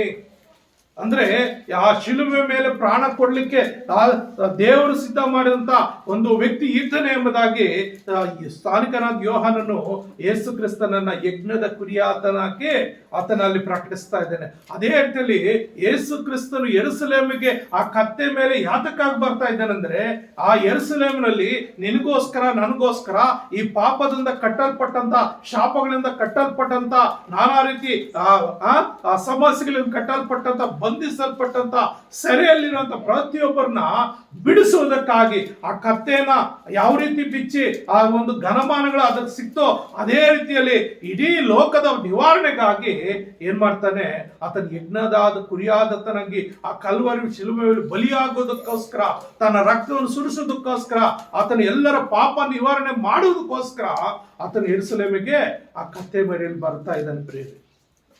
ಆ ಒಂದು ದಿನ ಈ ದಿನವಾಗಿದೆ. ಹಾಗಾಗಿ ಆ ಒಂದು ಯಾರಿಗೋಸ್ಕರ, ನಿನಗೋಸ್ಕರ ನನಗೋಸ್ಕರ ಆ ಕಲ್ವರಿ ಶಿಲುಬೆ ಮೇಲೆ ತನ್ನ ರಕ್ತವನ್ನು ಸುರಿಸುವುದಕ್ಕಾಗಿ ಆತನು ಈ ಲೋಕಕ್ಕೆ ಬಂದನೆಂಬುದಾಗಿ ನಾವು ನೋಡ್ತಾ ಇದ್ದ. ಅಗೋ ಯಜ್ಞಕ್ಕೆ ದೇವರು ನೇಮಿಸಿದ ಗುರಿ, ಲೋಕದ ಪಾಪ ನಿವಾರಣೆ ಮಾಡುವನೆಂಬುದಾಗಿ. ಮತ್ತು ನಾವು ಯೆಶಾಯನ ಗ್ರಂಥದಲ್ಲಿ 62ನೇ 11ನೇ ವಚನ ಬಿ ಭಾಗದಲ್ಲಿ 1ನೇ ವಚನ ಆ ಲೈನ್ ಆವಾಗಲೇ, ಇಗೋ ನಿನ್ನ ರಕ್ಷಣೆ ಸಮೀಪ ಆಯ್ತು. 2ನೇ ವಚನ ಲೈನ್ ಏನಂದ್ರೆ, ಯೆಹೋವನು ದಯಪಾಲಿಸುವ ಬಹುಮಾನವು ಆತನೊಂದಿಗಿದೆ. ಯೆಹೋವನು ದಯಪಾಲಿಸುವ ಬಹುಮಾನ ಅಂದ್ರೆ ಏನಂದ್ರೆ, ಯೋಹಾನ ಬರೆದ ಸುವಾರ್ತೆಯಲ್ಲಿ 3ನೇ 16ನೇ ವಚನ, ದೇವರು ಲೋಕದ ಮೇಲೆ ಎಷ್ಟೋ ಪ್ರೀತಿಯನ್ನಿಟ್ಟು ತನ್ನ ಒಬ್ಬನೇ ಮಗನನ್ನು ಕೊಟ್ಟನು, ಆತ ನಂಬುವ ಒಬ್ಬನಾದ್ರೂ ನಾಶವಾಗದೆ ಎಲ್ಲರೂ ನಿತ್ಯ ಜೀವ ಹೊಂದಬೇಕೆಂಬುದಾಗಿ ಆತನ ಕೊಟ್ಟನಂದ್ರೆ ಬಹುಮಾನ. ಯೇಸು ಕ್ರಿಸ್ತನ ಜನನ ನಮ್ಗೆ ಒಂದು ಬಹುಮಾನ ಆಗಿದೆ. Hallelujah, hallelujah. ಯಾಕೆ ಆತನ ಬಹುಮಾನ ಕೊಟ್ಟಿದ್ದಾನಂದ್ರೆ, ನಿನ್ನ ನನ್ನ ರಕ್ಷಣೆಗಾಗಿ, ನಮ್ಮ ಪಾಪಗಳ ನಿವಾರಣೆಗಾಗಿ, ಆತನ ಆಗೋದಕ್ಕಾಗಿ ದೇವರು ಆದಿಯಲ್ಲೇ ಆತನನ್ನ ಸಂಕಲ್ಪ ಮಾಡಿದ್ದನು. ಸಂಕಲ್ಪ ಮಾಡಿ ಆ ಬಹುಮಾನವಾಗಿ ಏನು ನಿನಗೋಸ್ಕರ ನನಗೋಸ್ಕರ ನಮ್ಮೆಲ್ಲರನ್ನ ರಕ್ಷಣೆ ಮಾಡೋದಕ್ಕಾಗಿ ಒಂದು ಗಿಫ್ಟ್ ಆಗಿ ದೇವರು ತನ್ನ ಏಕೈಕ ಮಗನನ್ನ ಈ ಲೋಕ ಕಳಿಸ್ಕೊಟ್ಟಿದ್ದಾನೆ. ಅದಕ್ಕೆ ಇಲ್ಲಿ ಹೇಳ್ತೀವಿ, ಯೆಹೋವನು ದಯಪಾಲಿಸುವ ಬಹುಮಾನ ಆತನೊಂದಿಗೆ, ಅಂದ್ರೆ ರಕ್ಷಣೆ ಎಂಬ ಬಹುಮಾನ ಆತನೊಂದಿಗೆ ಇದೆ. ಆತನು ಅನುಗ್ರಹಿಸುವ ಪ್ರತಿಫಲವು ಆತನ ಮುಂದೆ ಇದೆ. ಅಂದ್ರೆ ಆತನ ಅನುಗ್ರಹಿಸುವಂತ ಪ್ರತಿಫಲ ಏನಂದ್ರೆ ನಿನಗೋಸ್ಕರ ನನಗೋಸ್ಕರ ಆ ಕಲ್ವಾರಿ ಶಿಲೆ ಮೇಲೆ ಆತನು ಯಜ್ಞಾರ್ಪಣನಾಗಬೇಕಾಗಿದೆ, ತನ್ನ ರಕ್ತವನ್ನ ಸುರಿಸಲ್ಪಡಬೇಕಾಗಿದೆ. ಆ ರಕ್ತದಿಂದ ನಿನ್ನ ನನ್ನ ಎಲ್ಲರ ಪಾಪವನ್ನ ಆತನು ತೊಳೆಯಬೇಕಾಗಿದೆ. ಅದಕ್ಕಾಗಿ ಪ್ರಿಯ ನನ್ನ ಸಹೋದರರೇ, ಇಲ್ಲಿ ನಾವು ನೋಡ್ತಾ ಇದ್ದೀವಿ ಏನಂತ ಬಹುಮಾನ ಆತನೊಂದಿಗಿದೆ. ಅದಕ್ಕಾಗಿ ಜಕರ್ಯನು ಕೂಡ ತನ್ನ ಏನು ಗ್ರಂಥದಲ್ಲಿ ಬರ್ಕೊಳ್ತಾನೆ. 9ನೇ ವಚನ ಏನ್ ಹೇಳ್ತಾನೆ? ಜಕರಿಯ 9ನೇ ವಚನದಲ್ಲಿ ಏನ್ ಹೇಳ್ತಾನೆ ಅಂದ್ರೆ, ಇಲ್ಲಿ ಚಿಯೋನ್ ನಗರಿಯೇ ಬಹು ಸಂತೋಷ ಪಡು, ಹಲ್ಲೆಲೂಯಾ. ಅಂದ್ರೆ ಯೇಸು ಕ್ರಿಸ್ತನ ಕತ್ತೆ ಮೇಲೆ ಬರುವಾಗ ಆ ಚಿಯೋನ್ ನಗರಿಗೆ ಹೇಳ್ತಾ ಇದ್ದಾರೆ ಬಹು ಸಂತೋಷ ಪಡು. ಯಾಕಂದ್ರೆ ನೀನು ಮುಂದೆ ನಿನ್ನ ಎಲ್ಲ ದುಃಖವನ್ನು ಪರಿಹರಿಸುವಂತ ಒಬ್ಬ ವ್ಯಕ್ತಿ ಬರ್ತಾ ಇದ್ದಾನೆ, ನಿನ್ನ ಶಾಪಗಳು ನೀಗಿಸುವಂತ ಒಬ್ಬ ವ್ಯಕ್ತಿ ಬರ್ತಾ ಇದ್ದಾನೆ, ನಿನ್ನ ಕಣ್ಣೀರು ಒರೆಸುವಂತ ಒಬ್ಬ ವ್ಯಕ್ತಿ ಬರ್ತಾ ಇದ್ದಾನೆ, ನಿನ್ನ ಭಯವನ್ನು ಹೋಗಲಾಡಿಸುವಂತ ಒಂದು ವ್ಯಕ್ತಿ ಬರ್ತಾ ಇದ್ದಾನೆ, ನಿನ್ನ ಚಿಂತೆಯನ್ನು ನೀಗಿಸುವಂತ ಒಬ್ಬ ವ್ಯಕ್ತಿ ಬರ್ತಾ ಇದ್ದಾನೆ, ನಿನ್ನ ಕಣ್ಣೀರು ಒರೆಸಲಿಕ್ಕೆ ಒಬ್ಬ ವ್ಯಕ್ತಿ ಬರ್ತಾ ಇದ್ದಾನೆ. ಅದಕ್ಕಾಗಿ ನೀನು ಬಹು ಸಂತೋಷ ಪಡು. ಪ್ರಿಯ ನನ್ನ ಯೆರೂಸಲೇಮ್ ಪುರಿಯೇ, ಹರ್ಷಧ್ವನಿಗೈ, ನೋಡು ನಿನ್ನ ಅರಸನು ನಿನ್ನ ಬಳಿಗೆ ಬರುತ್ತಾನೆ, ಆತ ನ್ಯಾಯವಂತನು. ಯಾರು? ಯೇಸು ಕ್ರಿಸ್ತ ನ್ಯಾಯವಂತನಾಗಿದ್ದಾನೆ. Hallelujah, hallelujah. ಆತನು ನ್ಯಾಯವಂತನಾಗಿದ್ದಾನೆ. ಆತನಲ್ಲಿ ಪಕ್ಷಭೇದ ಇಲ್ಲ. ನೀನು ಹಾಕುಲ, ನೀನು ಇಕುಲ, ನೀನು ಮೇಲ್ವರ್ಗದವನು, ನೀನು ಕೆಳವರ್ಗದವನು, ನೀನು ಬಡವನು, ನೀನು ಶ್ರೀಮಂತನು ಅಂತ ಪಕ್ಷಪಾತ ದೇವರಲ್ಲಿಲ್ಲ. ನಾವೆಲ್ಲರೂ ದೇವರ ಸೃಷ್ಟಿನೇ. ಮೊನ್ನೆ ಒಂದು ಯೂಟ್ಯೂಬ್ ಅಲ್ಲಿ ನಾನು ನೋಡ್ಬೇಕಾದ್ರೆ ಒಬ್ಬ ಮುಸಲ್ಮಾನ್ ಸಹೋದರನ್ ಹೇಳ್ತಾ ಇದ್ದಾನೆ, ನಾವೆಲ್ಲರೂ ಆದಾಮ ಅವ್ವನಿಂದ ಬಂದಂತ ಸಂತತಿಯೇ. ನಾವು ಮಾಡ್ಕೊಂಡಿದೀವಿ, ನಾನೊಬ್ಬ ದೇವ್ರನ್ನ ಆರಿಸ್ಕೊಂಡಿದ್ದೀನಿ, ನೀವೊಂದು ದೇವ್ರನ್ನ ಆರಿಸ್ಕೊಂಡಿದೆ, ಮತ್ತೊಬ್ರು ದೇವ್ರನ್ನ ಆರಿಸ್ಕೊಂಡಿದ್ದಾರೆ. ಆದ್ರೆ ನಾವೆಲ್ಲರೂ ಯಾವ ದೇವ್ರನ್ನ ಆರಿಸ್ಕೊಂಡ್ರು ನಾವು ಆದಾಮ ಅವರಿಂದ ಬಂದಂತ ವ್ಯಕ್ತಿಗಳೇ. ದೇವರು ಒಬ್ಬ ವ್ಯಕ್ತಿನ ಸೃಷ್ಟಿ ಮಾಡಿದ್ದು, ಅದು ಆದಾಮನು. ಅವನ ಮುಖಾಂತರ ಸ್ತ್ರೀಯನ್ನ ಉಂಟು ಮಾಡ್ದ. ಅವರಿಬ್ಬರಲ್ಲೇ ಇಡೀ ಪ್ರಪಂಚದಲ್ಲಿ ಬಂದಂತ ಜನರು. ಹಾಗೆ ನಾವು ಆದಿಕಾಂಡದಲ್ಲಿ ನೋಡುವಾಗ ಅವರವರ ಕುಲ ಕಲಿಸ್ಕೊಳ್ಳು, ಒಬ್ಬೊಬ್ಬರು ಒಂದೊಂದು ಕೆಲಸವನ್ನು ಆರಿಸ್ಕೊಳ್ಳುವಾಗ ಆ ಕೆಲಸದ ಮುಖಾಂತರ ಜಾತಿ ಧರ್ಮಗಳು ಉಂಟಾಯಿತು ಎಂಬುದಾಗಿ ನಾವು ನೋಡ್ತೇವೆ. ಹಾಗಾಗಿ ಪ್ರಿಯ ನನ್ನ ಸಹೋದರೇ, ದೇವರಿಗೆ ಒಬ್ಬ ಸ್ತ್ರೀ, ಒಬ್ಬ ಪುರುಷನು, ಆತನು ಒಬ್ಬ ವ್ಯಕ್ತಿಯನ್ನ ಸೃಷ್ಟಿ ಮಾಡಿ, ಆ ವ್ಯಕ್ತಿಯಿಂದ ಸ್ತ್ರೀಯನ್ನ ಸೃಷ್ಟಿ ಮಾಡಿ ಈ ಸೃಷ್ಟಿಯೆಲ್ಲ ನಾವು ಮಾಡ್ಕೊಂಡಿರುವಂತ ಕಾರ್ಯಗಳು ಇದೆಲ್ಲವನ್ನ ಪರಿಹರಿಸುವುದಕ್ಕಾಗಿ ಅದನ್ನೇನ್ ಮಾಡ್ತಾ ಇದ್ದಾನೆ? ನ್ಯಾಯವಂತನು, ಪಕ್ಷಪಾತಿ ಅಲ್ಲ, ಎಲ್ಲರಿಗೂ ಒಂದೇ ರೀತಿಯ ತೀರ್ಪು ಕೊಡುವ ಆತನಾಗಿದ್ದಾನೆ, ಎಲ್ಲರೂ ಒಂದೇ ರೀತಿ ಪ್ರೀತಿಸುವ ಆತನಾಗಿದ್ದಾನೆ. ಅದಕ್ಕಾಗಿ ಎಲ್ಲ ವರ್ಗದವರೆಗೂ ತನ್ನ ರಕ್ತವನ್ನು ಸುರಿಸಿ ನಾವು ನೋಡ್ತೀವಿ. ಎಲ್ಲಿ ಅದನ್ನು ನೋಡ್ತೀವಿ ಅಂದ್ರೆ ಪ್ರಕಟಣೆಯಲ್ಲಿ, ನಾವು ಪ್ರಕಟಣೆಯಲ್ಲ ಇಬ್ರಿಯ 9:5 ಅಂತ ಅನ್ಕೊಂತೀನಿ ನೋಡ್ರಿ. ಇಬ್ರಿಯ ಪತ್ರಿಕೆ ಅಲ್ಲ, ಪ್ರಕಟಣೆ 5:9 ನೋಡ್ರಿ. ಹೊಸ ಹಾಡನ್ನು ಹಾಡುತ್ತಾ ನೀವು ಸುರುಳಿಯನ್ನು ತೆಗೆದುಕೊಂಡು ಒಂದು ನಿಮಿಷ. ಪ್ರಕಟಣೆ 5:9 ಅಲ್ಲ, ಸಾರಿ, ನಾನು ತೋರಿಸ್ತೀನಿ 9:5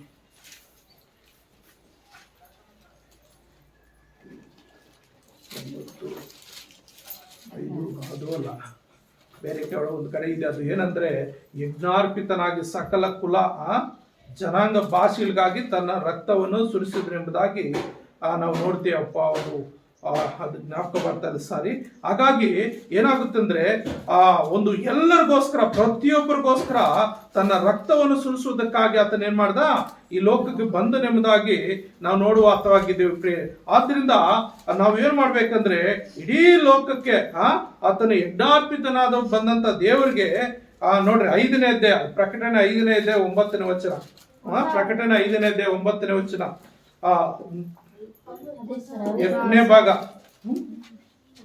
ನೀನು ಯಜ್ಞಾರ್ಪಿತನಾಗಿ ನಿನ್ನ ರಕ್ತದಿಂದ ಸಕಲ ಕುಲ ಭಾಷೆ ಪ್ರಜೆ ಜನಾಂಗಗಳವರಿಂದ ಮನುಷ್ಯರನ್ನು ದೇವರಿಗಾಗಿ ಕೊಂಡುಕೊಂಡಿ ಅವರನ್ನು ನಮ್ಮ ದೇವರಿಗೋಸ್ಕರ ರಾಜ್ಯವನ್ನಾಗಿಯೂ ಯಾಜಕರನ್ನಾಗಿಯೂ ಮಾಡಿದಿ.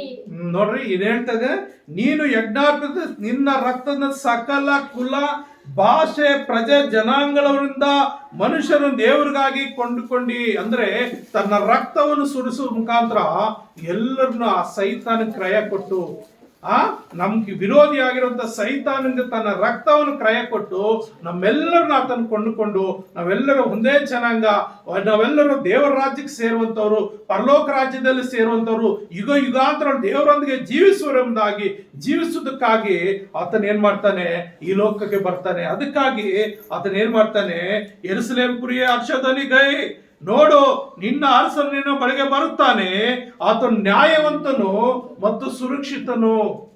ಅಂದ್ರೆ ಆತನ ಬಳಿಗೆ ನೀನು ಬಂದರೆ ಯಾವ ಶತ್ರು ನೀನು ಬಂದು ತಾಕಕ್ಕಾಗಲ್ಲ. ಇನ್ನೊಂದ್ ಕಡೆ ಎಲ್ಲೋ ಹೇಳ್ತದೆ, ಈ ಲೋಕದಲ್ಲಿ ದೇವರ ಮಕ್ಕಳನ್ನ ಮುಟ್ಟಿದ್ರೆ ಯೆಹೋವನ ಕಣ್ಣುಗುಡ್ಡ ಮುಟ್ಟಿದಾಗಂತೆ. ನನ್ನ ಕಣ್ಣುಗುಡ್ಡೆ ಮುಟ್ಟಿದ್ರೆ ನಾನು ನೋಡ್ತೀನಿ, ಸುಮ್ಮನೆ ಇರ್ತೇನೆ ಅಂತಾನೆ. ಆ ಒಂದು ಮಾತು ಪೌಲನ್ಗೆ ಹೇಳ್ತಾನೆ. ಅಪೊಸ್ತಲ ಕೃತ್ಯಗಳಲ್ಲಿ ನಾವು ನೋಡುವಾಗ 9ನೇ ಅಧ್ಯಾಯದಲ್ಲಿ ಸೌಲನೇ ಯಾಕೆ ನಾನು ಹಿಂಸಿಸ್ತೆ ಅಂತಾನೆ. ಸೌಲನು ಯೇಸು ಸ್ವಾಮಿನ ಹೋಗಿ ಹಿಂಸಲಿಲ್ಲ. ಯೇಸು ಸ್ವಾಮಿ ನಂಬಿದ ಮಕ್ಕಳಿಗೆ ಹಿಂಸೆ ಕೊಡ್ತಾ ಇದ್ದ. ಯೇಸು ಸ್ವಾಮಿ ಮಕ್ಕಳಿಗೆ ಹಿಂಸೆ ಕೊಡ್ತಾ ಇದ್ದಿದ್ರಿಂದ ಆತನೇನ್ ಮಾಡ್ದ, ಸೌಲನ್ ನೇರವಾಗಿ ಮಾತಾಡ್ತಾನೆ. ಸೌಲನೇ ಯಾಕೆ ನನ್ನ ಕರ್ತನ ನೀನ್ ಯಾರಂದ್ರೆ ನೀನು ಹಿಂಸೆ ಪಡಿಸುವ ಕರ್ತನ. ಅಂದ್ರೆ ದೇವರ ಮಕ್ಕಳನ್ನು ಯಾರು ಹಿಂಸೆ ಪಡ್ತಾರೋ ಆ ಹಿಂಸೆ ಕೊಡ್ತಾರೋ ಅದು ದೇವರಿಗೆ ಕೊಟ್ಟಂಗೆ. ನಿನ್ಗೆ ಯಾರಾದ್ರೂ ಹಿಂಸೆ ಕೊಟ್ರೆ ಅದು ದೇವ್ರಿಗೆ ಕೊಟ್ಟಂಗೆ. ಆತನ ಸುಮ್ಮನೆ ಇರ್ತಾನ? ಸುಮ್ಮನೆ ಇರೋದಿಲ್ಲ. ಅದಕ್ಕಾಗಿ ನೀನು ದೇವರ ಮಗಳಾಗಿ ದೇವರ ಮಗನಾಗಿ ನೀನು ಜೀವಿಸೋದಾದ್ರೆ ಆತನ ನಿನ್ಗೆ ಸುರಕ್ಷಿತವಾದ ಸ್ಥಳದಲ್ಲಿ ನೀನು ಇಡ್ತಾನೆ. ಆತನ ಗಾಯವಾದ ಹಸ್ತದ ಮರೆಯಲ್ಲಿ ನಿನ್ನನ್ನು ಬಚ್ಚಿಟ್ಕೊಳ್ತಾನೆ. ಯಾವ ಶತ್ರು ನಿನ್ನ ತಾಕದಾಗೆ ನಿನ್ನ ಸುತ್ತಲೂ ತನ್ನ ದೇವದೂತನ ಕಾವಲಿರಿಸಿ ಆತನ ನಿದ್ರಿಸದೆ ನಿನ್ನ ಬಲಗಡೆಯಲ್ಲಿ ನಿರ್ಲೋಪಾದಿಯಲ್ಲಿ ಆತನ ಇದ್ದು ನಿನ್ನ ಕಾಪಾಡ್ತಾನೆ. ಅದಕ್ಕಾಗಿ ಆತನ ನಿನ್ಗೆ ಸುರಕ್ಷಿತನಾಗಿದ್ದಾನೆ ಮತ್ತು ಶಾಂತ ಗುಣವುಳ್ಳವನಾಗಿಯೂ. ಪ್ರಿಯ ನನ್ನ ಸಹೋದರ ಸಹೋದರಿ, ಯೇಸು ಕ್ರಿಸ್ತನಿಗೆ ಕೊಟ್ಟಂತ ಒಂದು ಶ್ರಮೆ, ಕೊಟ್ಟಂತ ಒಂದು ಕಷ್ಟ ಈ ಲೋಕದಲ್ಲಿ ಯಾವ ಮನುಷ್ಯನೂ ಅನುಭವಿಸಕ್ಕಾಗೋದಿಲ್ಲ. ಯಾವ ಮನುಷ್ಯನೂ ಅನುಭವಿಸಕ್ಕಾಗಲ್ಲ. ಆತನ ಆ ಶಿಲುವೆ ಮೇಲೆ ಆತನ ಕೊಡುವಂತ ಶಿಕ್ಷೆಗಳು ಒಬ್ಬರು ಕೂಡ ಅದನ್ನ ಸಹಿಸ್ಕೊಳ್ಳಕ್ಕಾಗಲ್ಲ.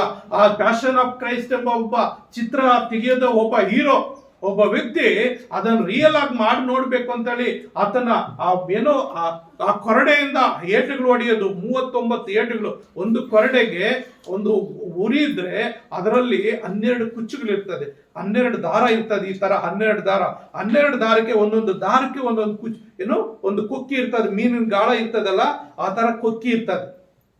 ಅದನ್ನ ಈ ತರ ಒಂದೇಟ್ ಹಾಕಿದಾಗ 12 ಹೋಗಿ ಈ ತರ ಕಚ್ಕೊಳ್ಳುವಾಗ ಹಿಂಗ್ ಹೇಳಿದ್ರೆ ಆ ದೇಹದ ಮೇಲೆ ಮಾಂಸ ಕಿತ್ತು ಬರ್ತಾ ಇತ್ತು. ಅದನ್ನ ರಿಯಲ್ ಆಗಿ ಟ್ರೈ ಮಾಡೋಣ ಅಂತ ಹೇಳಿ ಅವ್ರು ಏನ್ ಮಾಡಿದ್ರು ಅಂದ್ರೆ ಆತನ ದೇಹದ ಮೇಲೆ ಒಂದು ರೀತಿಯ ಮಾಂಸ ಒದಿಸಿ, ಇವಾಗ ಶರೀರ ಇದೆ, ಆ ಶರೀರದ ಮೇಲೆ ಒಂದು 1/2 ಇಂಚು ಅಷ್ಟು ಮಾಂಸ ಒದಿಸಿ ಅದನ್ನ ಆ ಕೊರಡೆಯಿಂದ ಹಾಕಿ ಹಿಂಗೆ ಎಳೆಯುವಾಗ ಅದು ಕಿತ್ತು ಬರೋದನ್ನೆಲ್ಲ ತೋರಿಸ್ಬೇಕಂತ ಬರೀ ಶಿಲುಬೆ ಮೇಲೆ ಹಾಕೋದನ್ನೇ 2.5 ಗಂಟೆ ಪಿಕ್ಚರ್ ತೆಗೆದಿದ್ದಾರೆ. ಹಾಗೆ ಮಾಡ್ಬೇಕಾದ್ರೆ ಒಂದು ಸಾರಿ ಹಾಕಿದೆ ಎಳೆದಾಗ ಅದನ್ಗೇನು ಕಾಣಿಸ್ಕೊಳ್ಳಿಲ್ವಂತೆ. ಇನ್ನೊಂದು ಸಾರಿ ಅವನು ಸ್ವಲ್ಪ ರಿಯಲ್ ಆಗಿ ಮಾಡು ಅಂತ ಹೇಳುವಾಗ ಅವನು ಸ್ವಲ್ಪ ಸೈನಿಕನ ಏನ್ ಮಾಡ್ತಾನೆ, ಹಾಕ್ ಮಾಡೋನು ಜೋರಾಗಿ ಹಿಂಗೆ ಹಾಕುವಾಗ ಅದು ಹೋಗಿ ಮಾಂಸ ಆ ಮೈ ಮೇಲೆ ಒದ್ದಿದ್ದ ಮಾಂಸ ಬಿಟ್ಟು ಇನ್ನು ಒಳಗೆ ಹೋಗಿ ಸೇರ್ಕೊಂಡ್ಬಿಟ್ಟಂತೆ. ಆ ಹೂಕುಗಳೋಗಿ ಸೇರ್ಕೊಡುವಾಗ ಹಿಂಗೆ ಎಳೆಯುವಾಗ ಅಯ್ಯೋ ಅಂತ ಆತನ ಹಂಗೆ ಮುಚ್ಚಿ ಹೋಗಿ ಬಿದ್ದೋಗ್ಬಿಟ್ಟಂತೆ. ಅಂದ್ರೆ ಮಾಂಸಕ್ಕೆ ಹೋಗಿ ಮಾಂಸ ಸಮೇತ ಎಳ್ಕೊಂಡು ಬಂದಿತ್ತಂತೆ. ಆಮೇಲೆ ಆತನು ಕೆಲವು ತಿಂಗಳ ಕಾಲ ಅಡ್ಮಿಟ್ ಆಗಿ ಅದನ್ನೆಲ್ಲ ವಾಸಿ ಮಾಡ್ಕೊಂಡು ಎಲ್ಲ ಮತ್ತೆ ಮಾಡ್ಬೇಕಂತ ಸಿನಿಮಾ ಮಾಡಿದ. ಅಂದ್ರೆ ಆತನು ಹೇಳ್ತಾನೆ, ಆತನ ಬುಕ್ಕಲ್ಲಿ ಏನ್ ಹೇಳ್ತಾನೆ ಅಂದ್ರೆ, ಒಂದೇ ಒಂದು ಏಟು, ಒಂದು 4-5 ಆ ಮುಳ್ಳಿನ ಇವು ನನಗೆ ಮೈ ಮೇಲೆ ಒಳಕೋಗಿದ್ದಕ್ಕೆ ಅದು ಹೇಳಿದಾಗ ಮಾಂಸ ಕಿತ್ಪದಕ್ಕೆ ನಾನು ಸುಮಾರು ಸಾರಿ ರೆಸ್ಟ್ ತಗೋಬೇಕಾಯ್ತು. ಆ ಹಿಂಸೆ ಎಷ್ಟೋ ಅನುಭವಿಸಿದೆ. ಆದ್ರೆ ನನಗೋಸ್ಕರ ಯೇಸು ಕ್ರಿಸ್ತನು 39 ಏಟುಗಳು ತಿಂದನಲ್ಲ, ಆತನು ಎಷ್ಟು ತಾಳ್ಮೆಯಿಂದ ಇರ್ತಾನೆ ಅಂತ, ಎಷ್ಟು ನೋವು ಅನುಭವಿಸಿರ್ಬೇಕು ಅಂತ ಆತನು ಬರ್ಕೊಳ್ತಾನ್ರಿ. ಅಂದ್ರೆ ಒಬ್ಬ ವ್ಯಕ್ತಿ, ಸಾಧಾರಣ ವ್ಯಕ್ತಿ, ಒಂದು ಏಟಿಗೆ ಅವನ ತಲೆ ಸುತ್ತು ಬಿದ್ದೋದ್ನಂತೆ. ಆದ್ರೆ ಯೇಸು ಕ್ರಿಸ್ತ ನಿಮ್ಗೋಸ್ಕರ ನನಗೋಸ್ಕರ 39 ಏಟು ತಿಂದಿದ್ದಾನಂದ್ರೆ ಎಷ್ಟು ಶಾಂತ ಗುಣವುಳ್ಳವನಾಗಿದ್ದಾನೆ. ನೀನು ನಾನು ಮಾಡಿದ ಪಾಪಗಳಿಗೆ, ಈ ತಲೆಯಲ್ಲಿ ಆಲೋಚನೆ ಮಾಡುವಂತ ಆಲೋಚನೆಗೆ ಅದನ್ನೇನ್ ಮಾಡ್ತಾನೆ, ಮುಳ್ಳಿನ ಕಿರೀಟ. ಅದು 2 ಇಂಚ್ ಇರುತ್ತದಂತೆ ಮುಳ್ಳು. ಪೀನಾಕಿಷ್ಟ ಅಂತ ಒಂದು ಜಾತಿಯ, ನಮ್ಮ ಕಡೆ ಸೀಮ್ ಜಾಲೆ ಮುಳ್ಳುಗಳಿದೆಯಲ್ಲ, ಅದೇ ರೀತಿಯಲ್ಲಿ ಆ ಬಳ್ಳಿಗಳು ಬರುವಂತದ್ದು ಪೀನಾಕಿಷ್ಟ ಎಂಬ ಜಾತಿ. ಆ ಸೀಮ್ ಜಾಲಕ್ಕೆ ಸಂಬಂಧಪಟ್ಟ ಜಾತಿಗಳು 24 ಜಾತಿ ಮರಗಳಿದೆ. ಅದರಲ್ಲಿ ಆ ವಿಷಕಾರುವಂತ ಮುಳ್ಳು ಅದು ದೇಹದಲ್ಲಿ ಹೋದ್ರೆ, ಆ ಮುಳ್ಳು ಹೋದ್ರೆ ಸುಮಾರು 24 ಗಂಟೆ ವಿಷ ಇರ್ತದಂತೆ. ಚೇಳು ಕಚ್ಚಿದ್ರೆ ಎಷ್ಟು ಉರಿ ಆಗ್ತದೋ ಅಷ್ಟು ಭಯಂಕರವಾಗಿ ಉರಿ ಆಗ್ತದಂತೆ. ಅಂತ ಒಂದು ಮುಳ್ಳಿನ ಕಿರೀಟ ನಿನಗೋಸ್ಕರ ನನಗೋಸ್ಕರ ಆ ಚುಚ್ಚುವಾಗ ಆತನ ಆ ವಿಷ ಆ ಉರಿತಾ ಇದ್ರು ಕೂಡ ಶಾಂತವುಳ್ಳವನಾಗೇ ಇರ್ತಾನೆ. ನನಗೋಸ್ಕರ ಆತನ ಕೊಟ್ಟಂತ ಹಿಂಸೆಯನ್ನ ಆತನ ಶಾಂತವುಳ್ಳವನಾಗೆ ಎಲ್ಲವನ್ನೂ ಸಹಿಸ್ಕೊಳ್ತಾನೆ. ಯಾಕಂದ್ರೆ ಅದು ನನ್ನನ್ನ ಪಾಪದ ಬಂಧನದಿಂದ ಬಿಡಿಸಿ ನಿತ್ಯರಾಜ್ಯ ಸೇರಿಸೋದಕ್ಕಾಗಿ. ಪ್ರಿಯ ನನ್ನ ಸಹೋದರರೇ, ಅದಕ್ಕಾಗಿ ನಾವು ಏನ್ ಮಾಡ್ಬೇಕಂದ್ರೆ ಆ ದೇವಾದಿ ದೇವರನ್ನ ನಾವು ಸ್ತುತಿಸ್ಬೇಕು, ಘನಪಡಿಸ್ಬೇಕು, ಮಹಿಮೆ ಪಡಿಸ್ಬೇಕು. ಆತನು ಆ ಕತ್ತೆ ಮೇಲೆ ಬರುವಾಗ ಅಲ್ಲಿ ಏನ್ ನಡೀತದೆ ಅಂದ್ರೆ, ಅಲ್ಲಿನ ಜನರೆಲ್ಲ ಓಸನ ಓಸನ ಓಸನ ಅಂತ ಆಡ್ತಾ ಇರ್ತಾರೆ. ಏನೋ ಓಸನ ಓಸನ ಅಂತ ಆಡ್ತಾ ಇರ್ತಾರೆ. ನಾವು ಆಗ್ಲೇ ಓದ್ಕೊಂಡ್ವಲ್ಲ ಯೋಹನ 12:13 ಏನು, ಜಯ ಕರ್ತನ ಹೆಸರಿನಲ್ಲಿ ಬರುವನಿಗೆ ಜಯವ, ಇಸ್ರಾಯೇಲ್ ಅರಸನಿಗೆ ಆಶೀರ್ವಾದ ಎಂಬುದಾಗಿ ಆರ್ಭಟಿಸಿದರು ಎಂಬುದಾಗಿ ನಾವು ನೋಡ್ತೇವೆ. ಮತ್ತು ಇಲ್ಲಿ ಲೂಕನ ಬರೆದ ಸುವಾರ್ತೆಯಲ್ಲಿ ನಾವು ನೋಡುವಾಗ 19ನೇ ಅಧ್ಯಾಯ 38ನೇ ವಚನದಲ್ಲಿ ನೋಡ್ರಿ. 38ನೇ ವಚನದಲ್ಲಿ ಏನ್ ಹೇಳ್ತದೆ, ಕರ್ತನ ಹೆಸರಿನಲ್ಲಿ